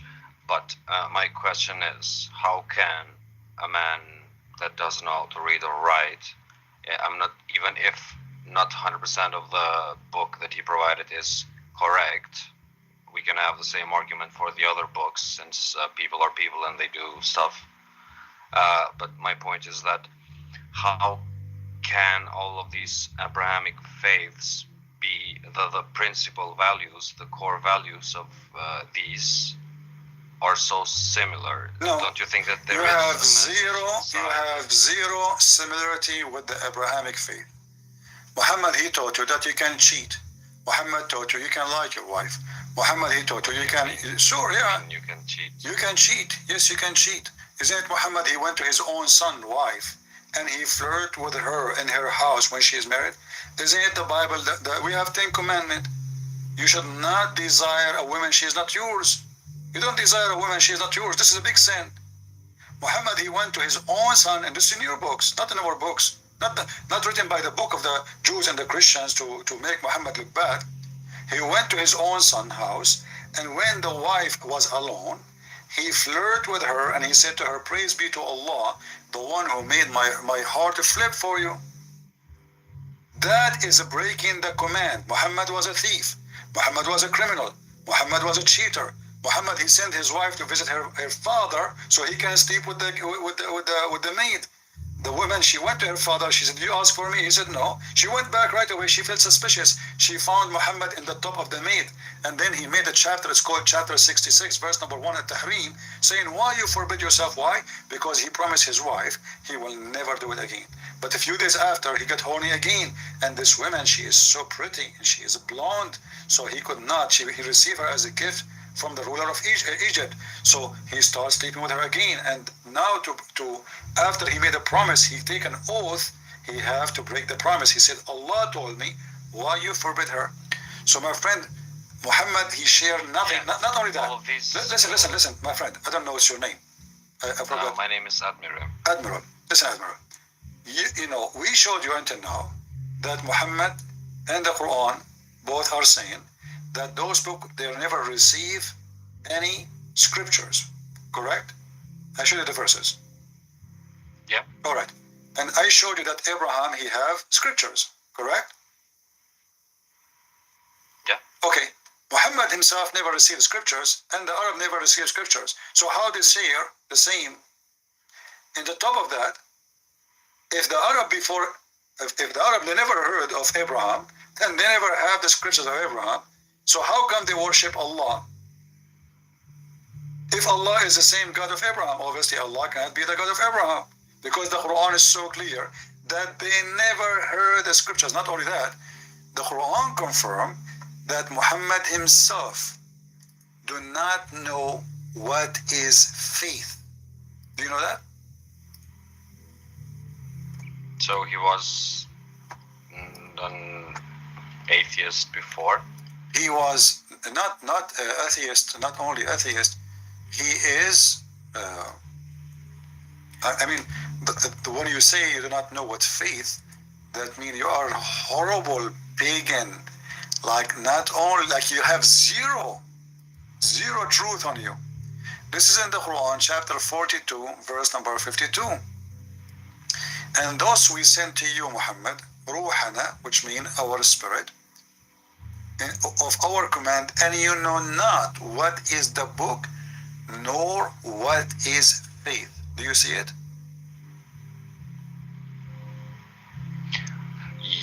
Yes, but how does that give us a conclusion that he was a murderer, a rapist, a thief, and all that, because he didn't know? Okay, no problem. Thank you very much. But the Quran says the one who do not know the scriptures is al-ghawin, which means they are murderer, rapist, and thieves. that if you take that literally, there's no other. It's not up to me, up to you, my friend. This is a language, you know. It's not up, like, you know, if Allah, he said something, why you want to take it? What do you mean literally? You know, if Allah describe the one who don't believe as rapist, as a criminals, as... Can it mean that the... No, it cannot. It cannot. Here we go. Them? You see, I will show you what the Muslim translate, not me, not my translation, you know. So you can open yourself. I don't know what translation you like to read. You can read any translation you want. Yusuf Ali, Hilali, Khan, anything you want. You will see Al-Ghawin come as the criminals, the evildoers, the bad ones, etc. The list is so long. Yeah, and by that I mean that the people who are not following the faith, the Abrahamic faith, the one true God, they are more prone to disaster, to sin, to all that stuff. Comes okay, but we just proved that Muhammad, he never followed Abraham. He don't even know who's Abraham. Yeah, before the revelation. Okay, but that means Muhammad all his life, he's 40 years old now. He never heard of Allah. Or heard of Allah. Or he heard of Allah for sure, because this is the God of the beginning. He never heard of the God of Abraham. He never had the scriptures of Abraham, and he never received books to read or to study. So what Muhammad he knew about Abraham? Nothing. How you share anything with Abraham? Do you have 10 commandments in Islam? No, you don't.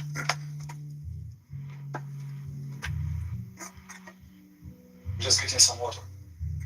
Where is? Give me a second.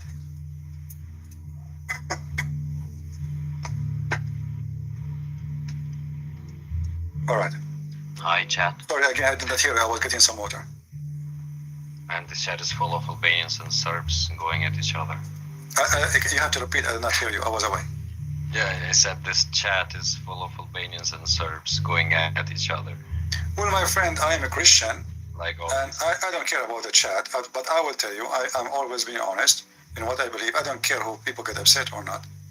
I believe that anyone who join the side of Muhammad for me is the devil. It doesn't matter who is he. It doesn't matter what his ethnic. He is betraying Jesus. He is doing evil to himself, and he is joining the devil camp. So they can speak about politics. I don't care for their politics, but whoever join the army of the devil, he is of the devil. Let us finish it here. Now let's go back to our topic. On this, for example, I'm a Muslim, not a traditional one per se, as I said, and based on the Quran and what I learned from it, I believe that Jesus is a key figure in which I should base even my character upon him. Abraham, Moses, Muhammad, and all that. And Jesus is a key figure in my life, so I wouldn't consider myself an enemy of Jesus at all.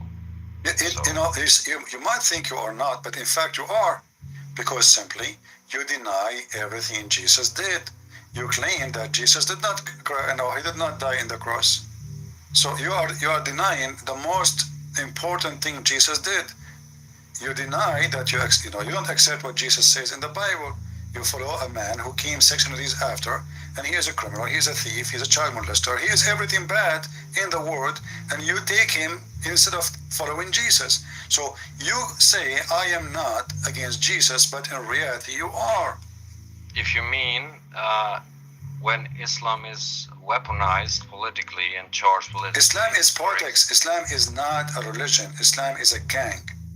Islam is a gang. For example, I'm a Muslim myself, and I'm completely against what the Ottoman Empire did back then, for example. So I'm not supportive of that at all. And do you support Muhammad? Let's forget about the Ottoman.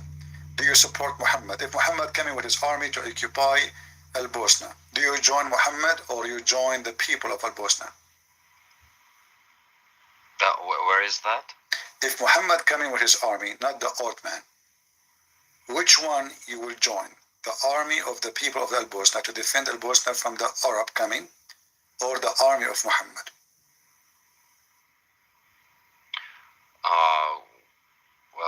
first and foremost, I would protect my family, my land, and if that wasn't my land, that I would join my religion. So if you would say, for example, Kosovo or Albania, I think I can be a Muslim and die from a Muslim at the same time at war when it comes to protecting my wife and my children. But you will go against Muhammad, or you will take a side of Muhammad? Muhammad is coming to occupy the city. Yeah, if Muhammad, for example, told every soldier that they shouldn't rape, they shouldn't do this, they shouldn't do that. What does have to do with this? Let us say I am a Christian, my friend. Let us say I'm a Christian. I'm an Arab Christian coming to Bosnia to control Bosnia, and I say don't rape, don't hurt civilian.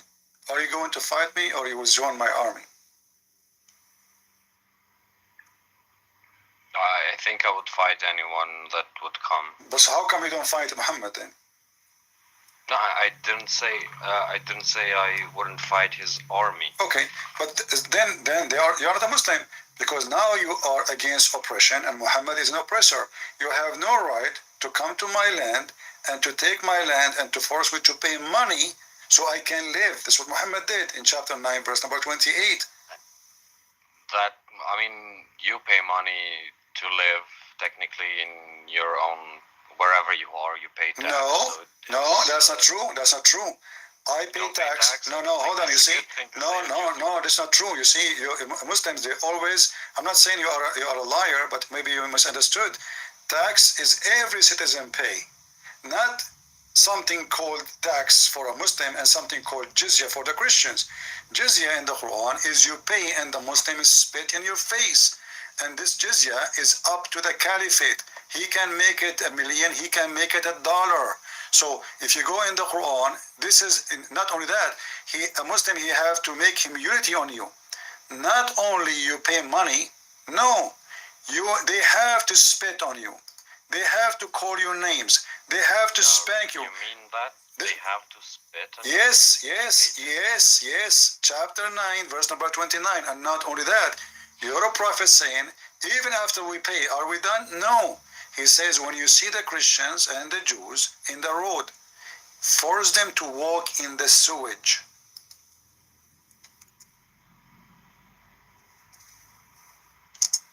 What do you think? This is the prophet of God? He want to force us to convert to Islam.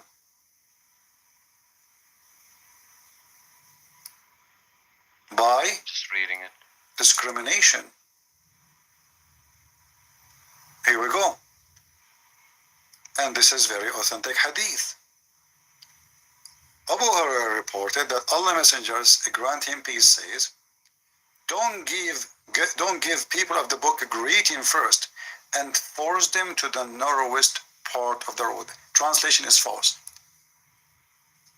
أضيقه, the road, the road is wide. And in the road, they made a little tunnel for the dirty water, like rain, etc. So when a Christian and a Muslim walk in, a Christian is not allowed to walk in the road like the Muslim. He have to jump in the sewage. And this is the command of your just beloved prophet.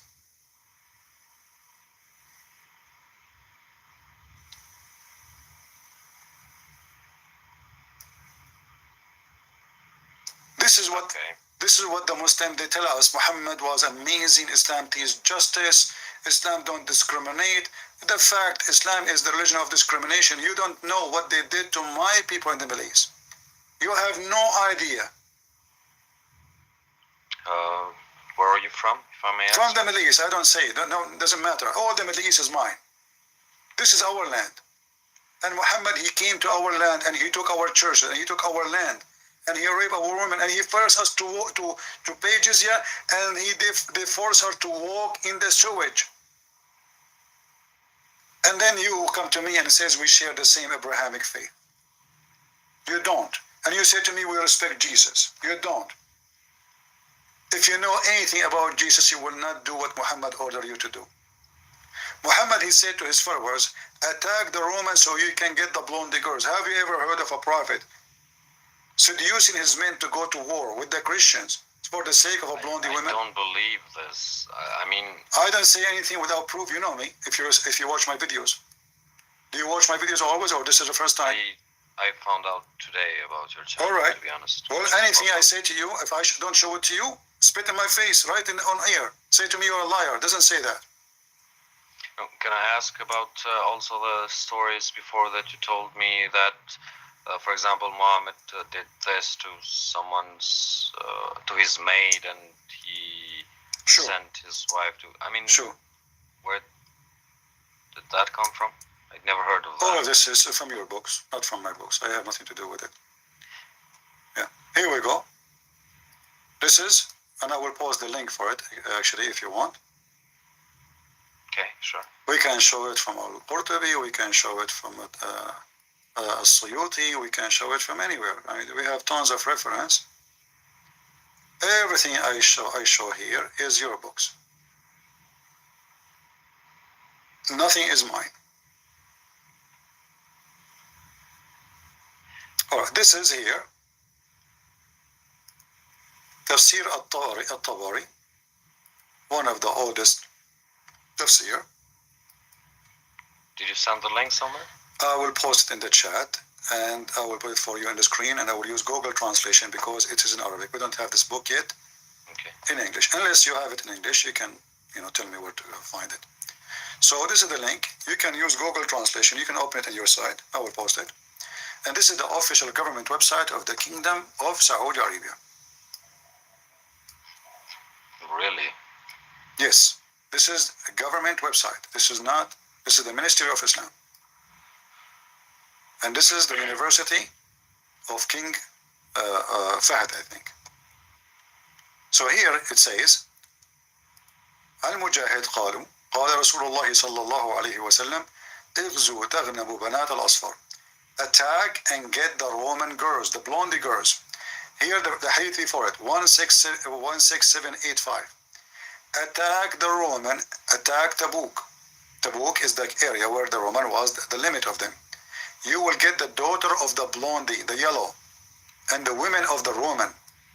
The hadith before it. The man, he said to him, don't tempt us with the women, with the blondie women. Let us use Google Translation. And as long as you speak Albanian, look, we still have the setup from before. Do you see it in Albanian now? Not yet. I don't understand what it's saying, but you tell me. Does it say attack the Roman to get the blondie girls? I'll just wait for it to pop out.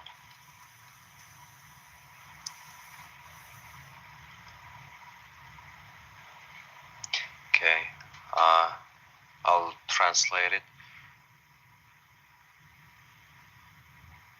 I don't think this is the... Oh, yeah, it is.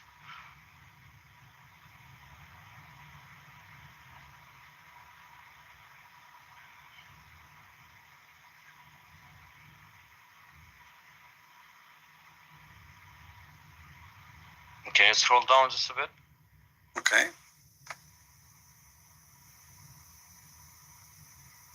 So the messenger of God, peace and blessing of Allah be upon him, has said, I'm just waiting for the screen to scroll down a bit.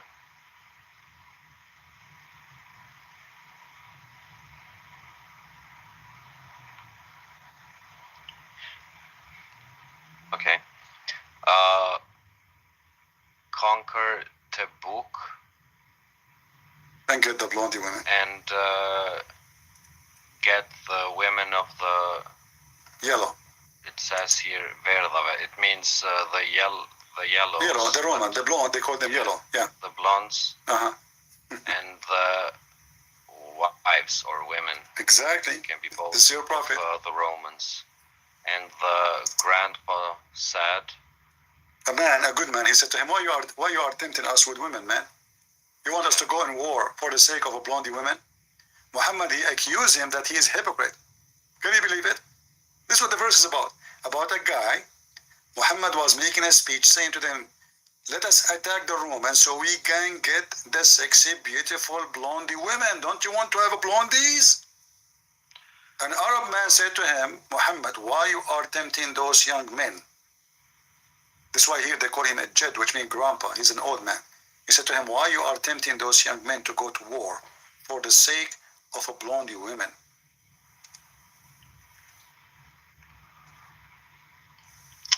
This doesn't make sense for me at all, I'm being honest. So I'm thinking if this can be a deviation. What you know? This teaching. is the oldest. This is a very Muslim Sunni website. Do you know what it says there? Read at the end. You can contact them. This is a government website. This is an official Saudi government website. This is not a joke. In Saudi Arabia, if you post something against Muhammad, they will kill you in 2 seconds. And you know that, right? This is the university of King Fahd, I think, or King Suleiman, I'm not sure which one. It is official, it is government, and this is the Ministry of Islam website.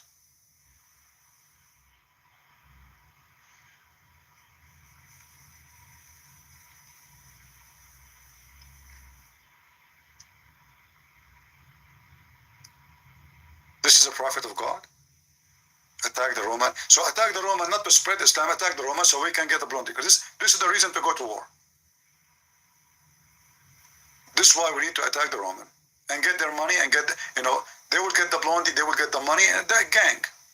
This is the religion you want to join? And you are born of it as an Albanian Muslim?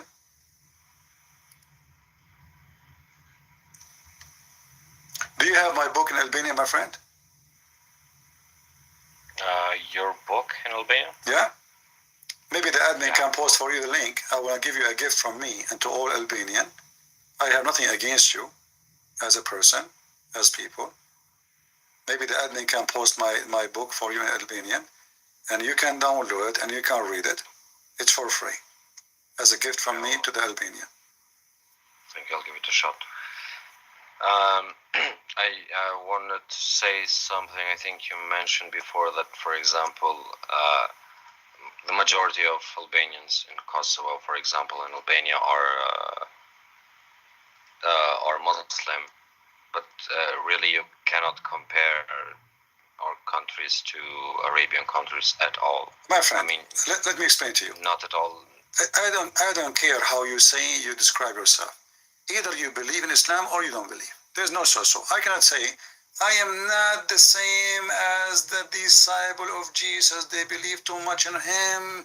I'm so Christian, not like, no, you cannot be Christian if you are not. Yeah, just because an imam is telling me something doesn't mean that that's true. Just because the Arabs are telling me something doesn't mean that it's true. But it doesn't matter.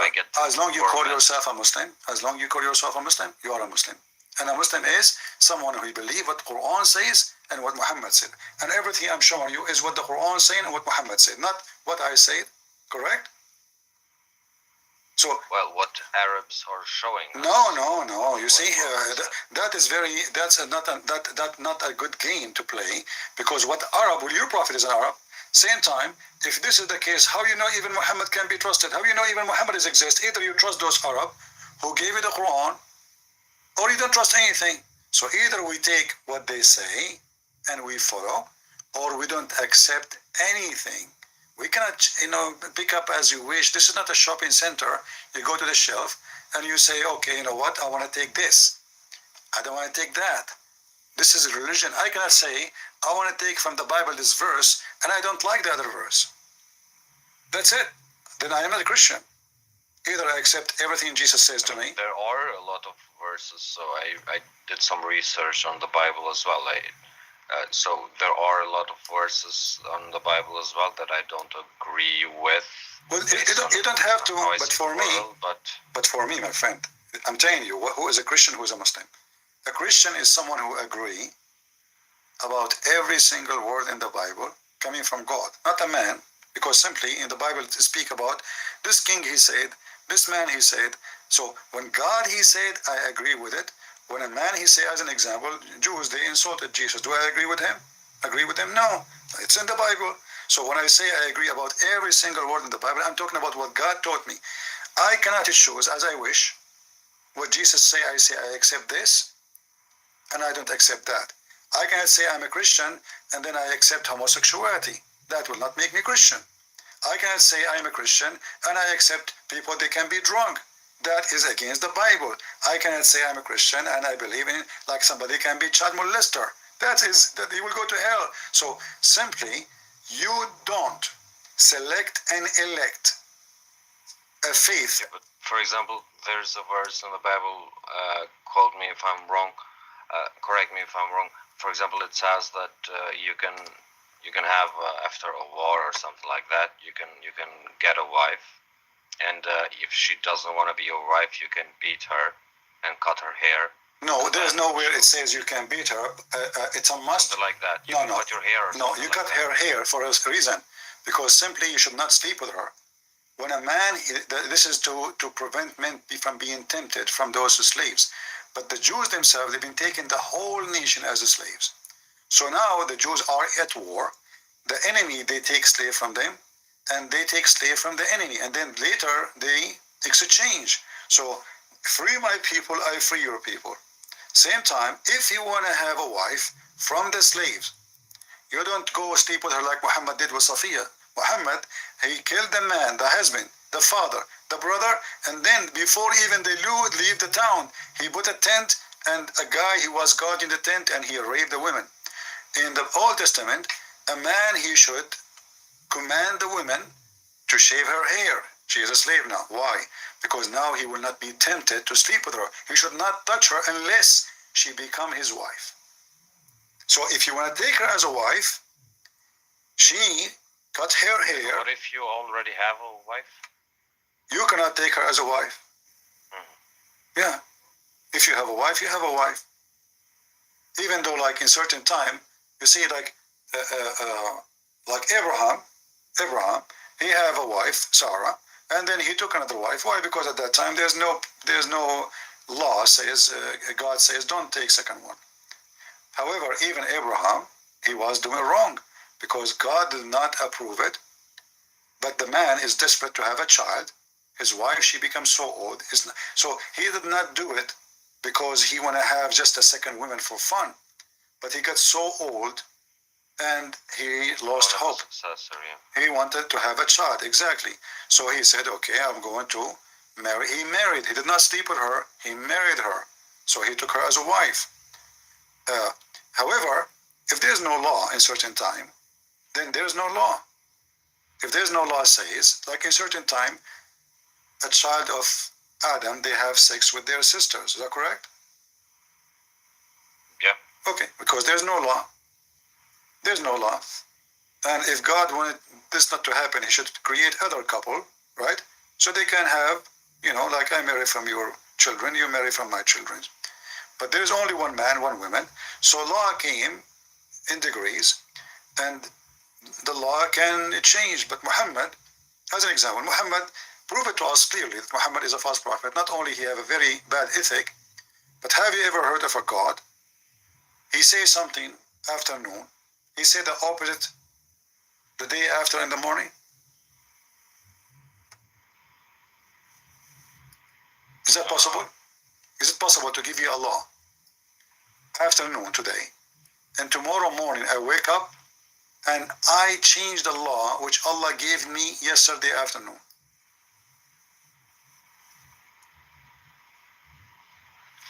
Well, it's technically possible, I guess, but it doesn't really make sense. It's possible. Anything is possible. I mean, it's word. You can. Talk is cheap, Yeah. right? We are not building a building, so it's possible, yeah. But it's not. It doesn't make sense that God, he gave me a law today, and then a few hours after he gave me, he says don't follow that law. That's it. Which law are we talking about? Muhammad, he keep doing that. If you go in the Quran, chapter 2, verse 106, it says, whatever revelation do we abrogate or cause to be forgotten. If you go and read the interpretation, and this is now, we will go to the site of the Kingdom of Jordan. This is again official government website. Chapter 2, verse 106. The non-Muslims, they start making fun of Muhammad, saying to him, what's wrong with this guy? He gave a law, a day, and he enjoyed the other. He gave the Muslims a law today, and he changed it the second day. What does abrogate mean? Abrogate mean he changed, like he abolished. He don't forget, don't follow it. Like I say to you, you have to paint your house white today afternoon. Tomorrow after it says paint your house blue. It's just a few hours between them. Read with me carefully. So this is the Quran, and this is the interpretation, and this is your translation, not mine. Let us see. Oh, this is a different verse. Hold on.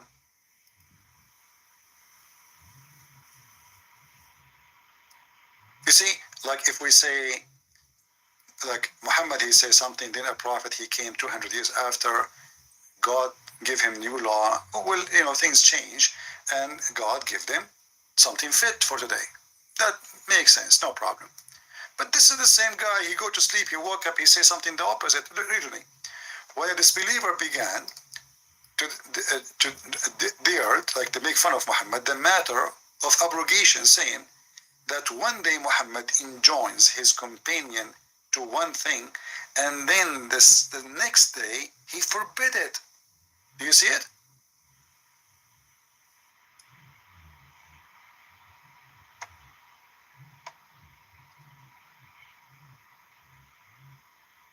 I'm reading it. Okay.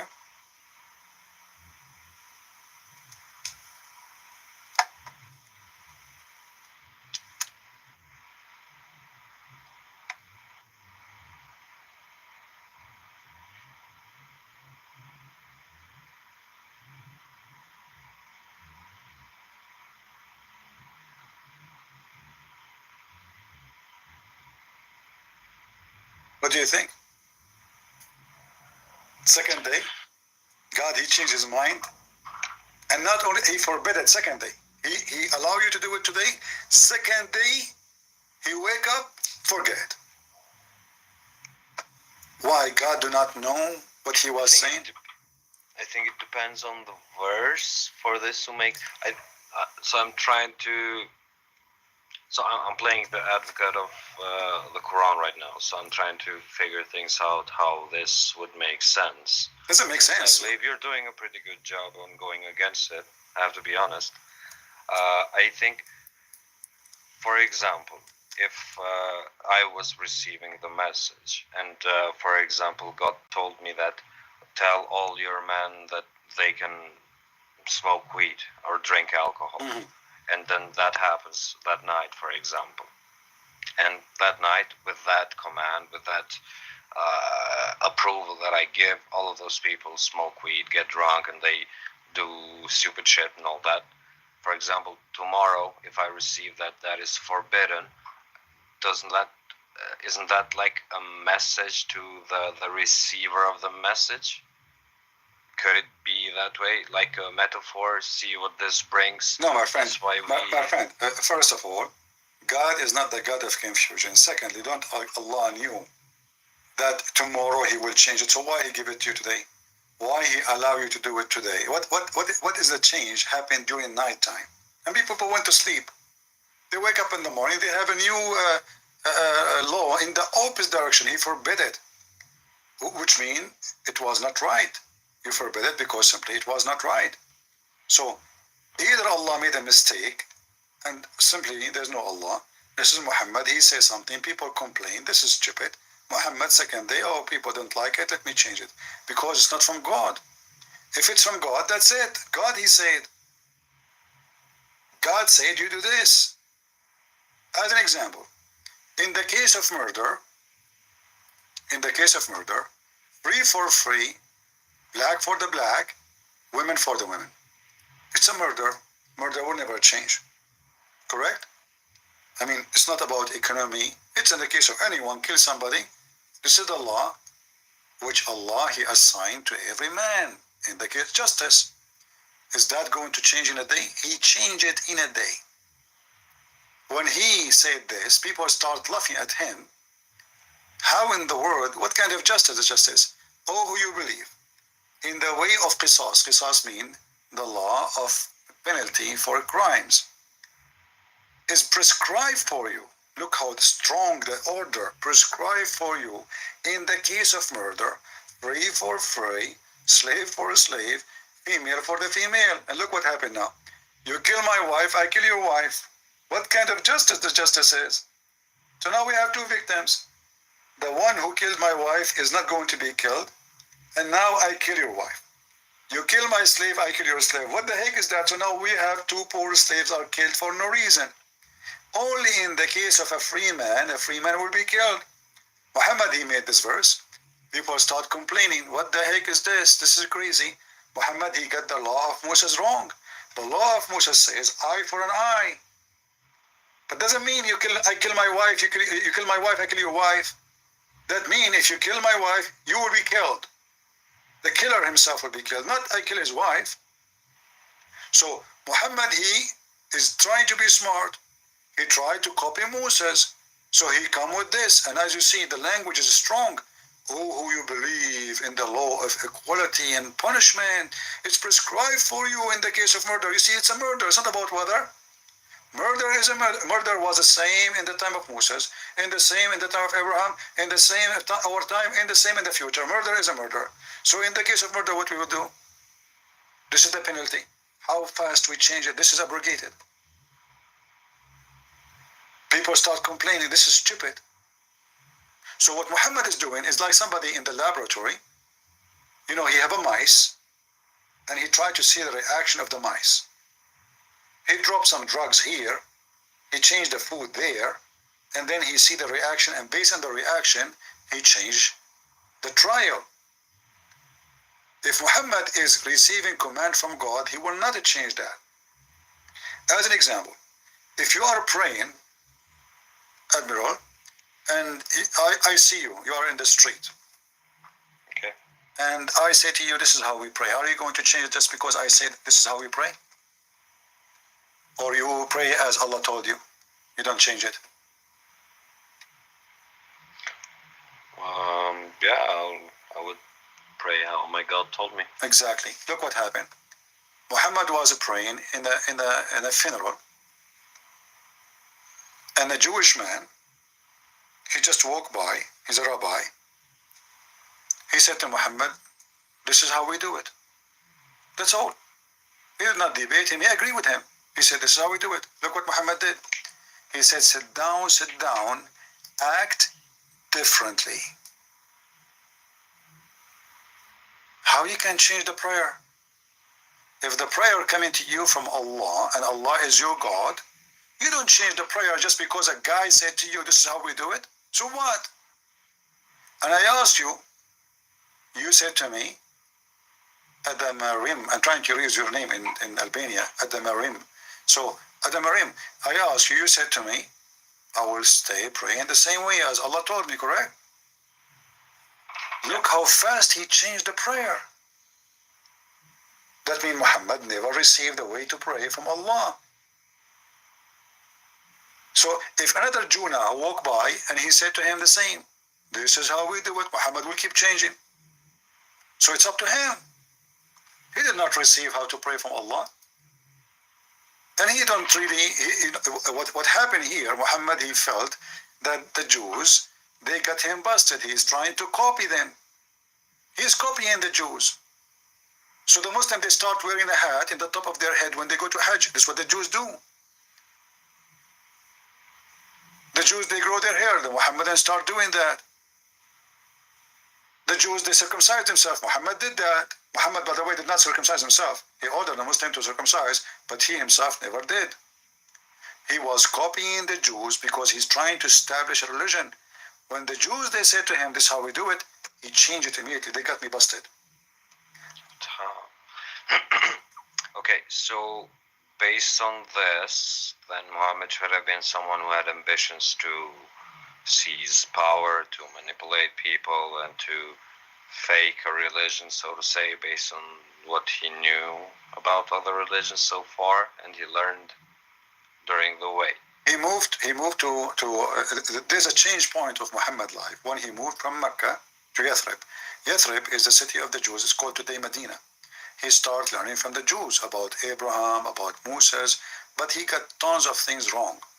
And actually the Jews, they get him busted horribly. Like when they came to him and they said to him, tell us about Prophet Zulqarnain. Muhammad was a fool. He believed in that he's a prophet, but the Jews, they were just making fun of him. So he made a chapter in the Quran, chapter 18, speaking about Zulqarnain, claiming that he's a prophet of Allah. And he built a dam between us and Gog and Magog, which is a horrible, stupid story. And Zulqarnain, he found where the sun set, and he found the sun sitting in murky water. Do you know the verse about the sun sitting in the spring of water? Yeah, I know that, but I didn't really take that literally. It's not up to you, my friend. It's not up to you. Even Muhammad, he explained the verse.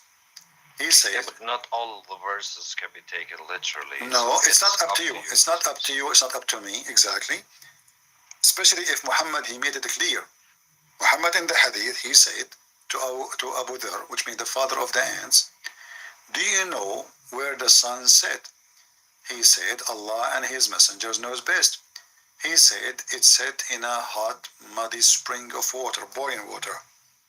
So, you know, the Muslims today, in order to cover up the stupidity of the Quran, they say it appears, but where is the word appear? It's not there.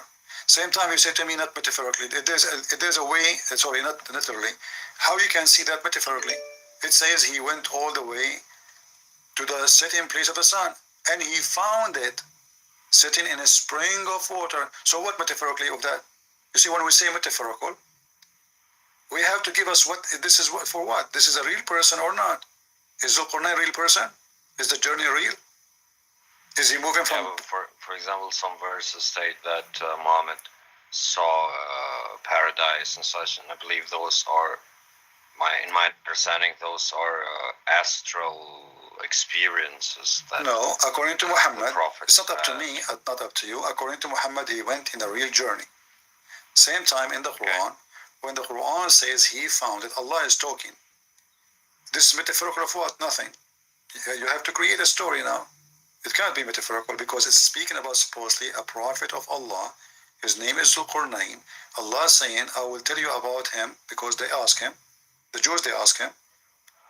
And Muhammad now, supposedly, he received the information from his God. So they ask you about Zulqarnain. Okay, I will tell you about him. Allah is talking. And then he said, and he found the sun sitting in a murky water. How that can be?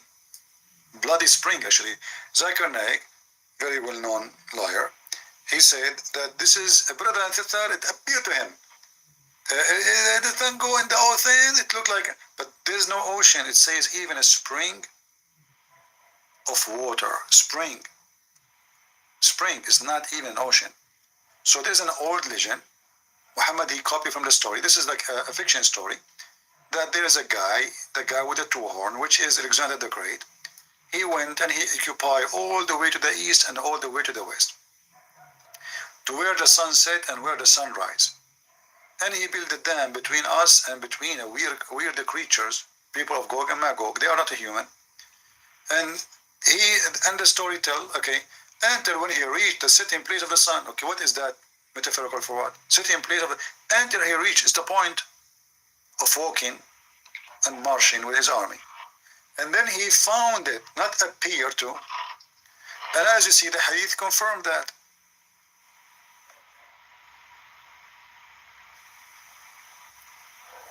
Did you see the hadith I showed you on the screen? The Prophet, he asked his companion, do you know where the sun where the sun goes? He said, Allah and his apostle know best. And by the way, Muslims, they practice shirk, which means they worship someone with Allah, because you cannot say Allah and Muhammad knows best. That is an insult to God. You can't say Christian Prince and Jesus know best. Who is a Christian Prince to compare to Jesus? That is an insult. So the Muslims always, they claim that they are worshipping one God, but in reality they worship Muhammad. Allah and his messengers knows best. And now the one who knows best saying that his son set in a boiling, blazing water, which is a spring of water. And if this hadith is weak, no, it says Sahih and Sahih in chain.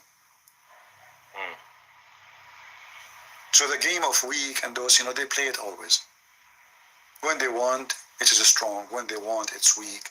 When they want, we put it in the laundry machine to wash it.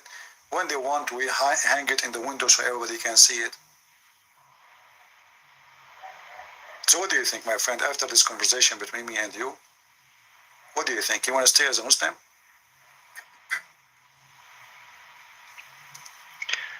Well, I think the core values of Islam, not these details that you showed me at all. I disagree with what you showed me so far. I think the core values are engraved in me. I think those values are present in the other Abrahamic faiths as well as the Bible, for example.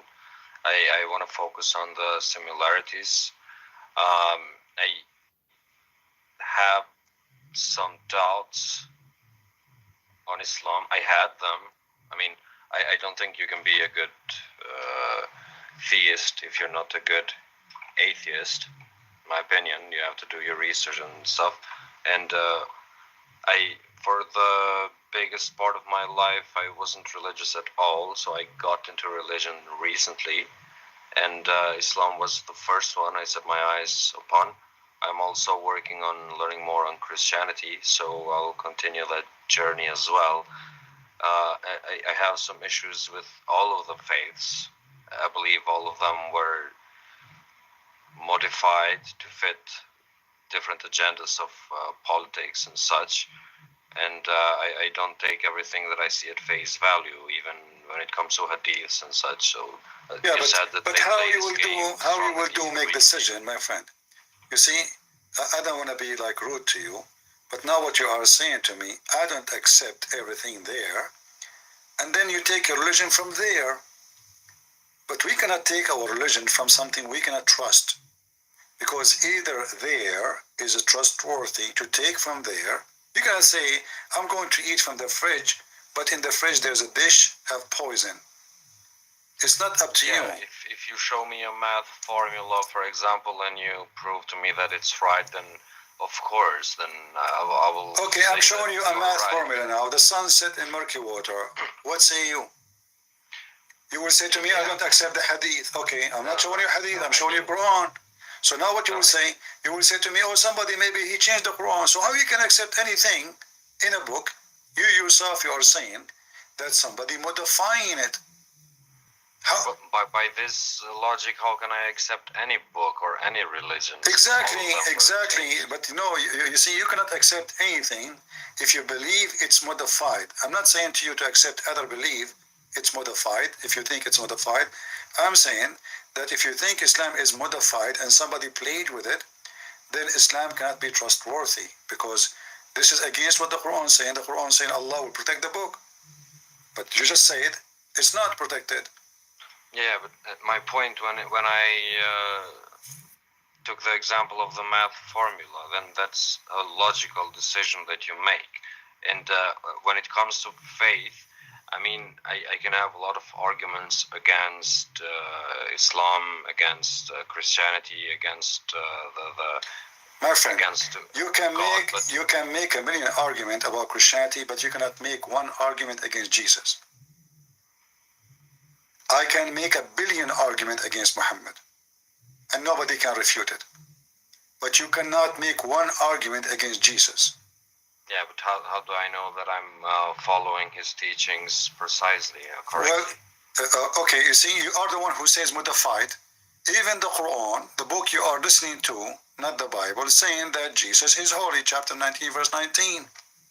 Even the Quran. I believe that. Okay, so Jesus is holy, Muhammad is sinner. Does the Quran say Muhammad is a sinner or not? All of the prophets are sinners. No, I just told you, the Quran says that Jesus is holy.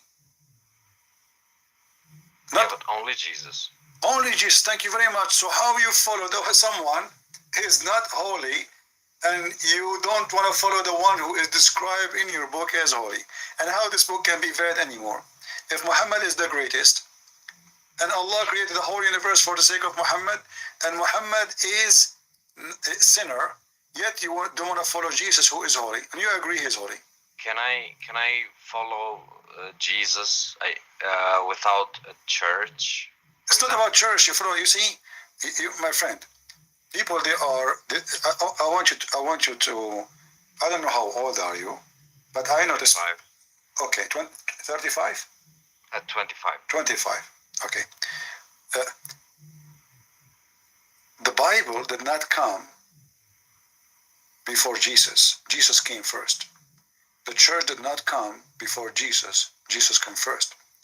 So the Bible and the church is not Jesus. Jesus is Jesus. We follow Jesus. The Bible is what Jesus said, and the church is where people, they gather to praise Jesus. So we don't praise a church, we praise Jesus. We don't praise the gospel, we praise Jesus. So we know who is Jesus, and we follow what he said. He said, from their fruits, you shall know them. And if you and me agree that Jesus is holy, then the message is very simple. Be holy like your Father. Even if we don't have a book, even if we have no book, it's called the Bible. We have, let us say, a single sentence, except one sentence says, and we believe that Jesus is holy, as you agree with me. That is what Christianity is about. Be holy like your Father. And to be holy, you have to be loving. You have to be giving. You have to be honest. You have to be decent. You have not to harm. Love your enemy. Bless those who curse you. So knowing Jesus is not knowing a church. Knowing Jesus is knowing God. God is what we follow. It's not a building. It's not a priest. It's not a pope. They don't count. And nobody count them. And nobody even will listen to them. Because most of those people, they are sinners doing job. We follow Jesus, no man. No man is our master, for all men are sinners, including me, including you. So the one who follow me is stupid, because you follow a sinner man. If he is smart, he will not sin. So we follow Jesus, for he is the only one deserved to be followed. God is good, so is Jesus. Muhammad, the Quran describes him as a sinner. I accept that. I have a question. Maybe you can help me understand this correctly. All right. For example, there is the prophecy of the Dajjal in Islam, and there is the prophecy of the Antichrist or something like that in the Bible.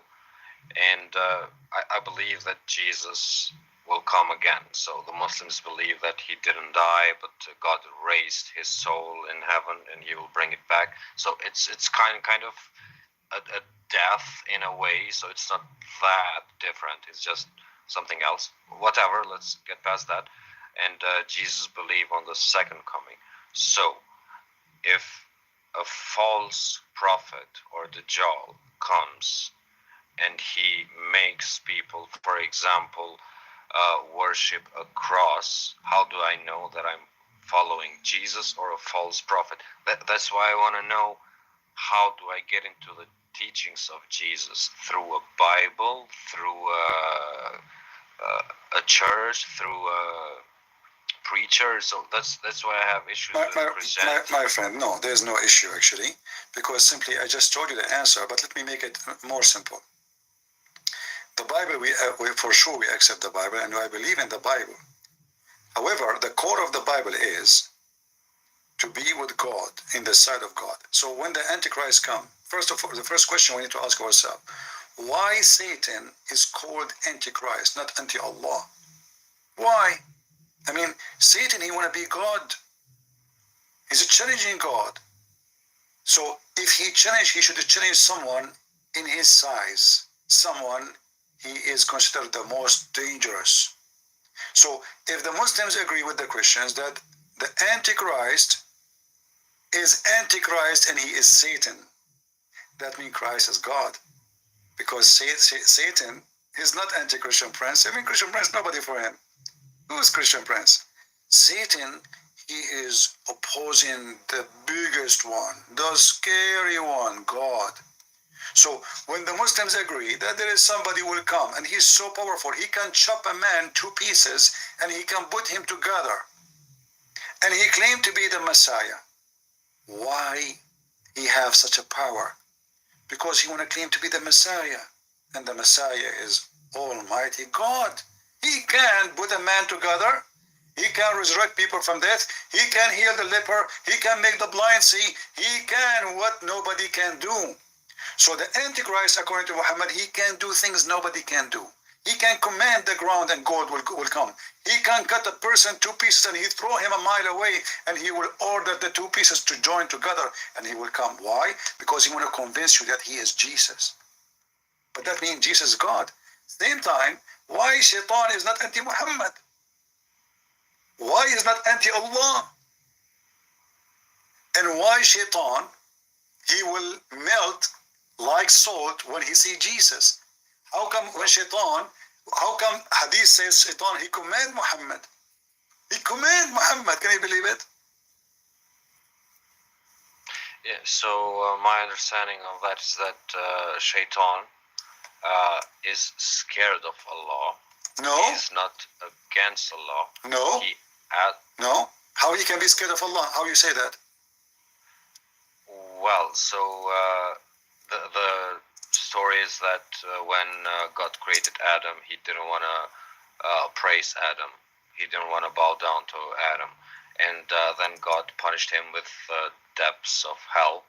And then he asked God for his forgiveness and to allow him to prove to God that man is weaker or less worthy of being that high in status before God compared to him, since Shaitan Iblis was better, he was made of fire and blah blah blah. So that's his mission on this earth until the day of judgment. And when the devil or Satan sees Isa or Jesus, he will know that he's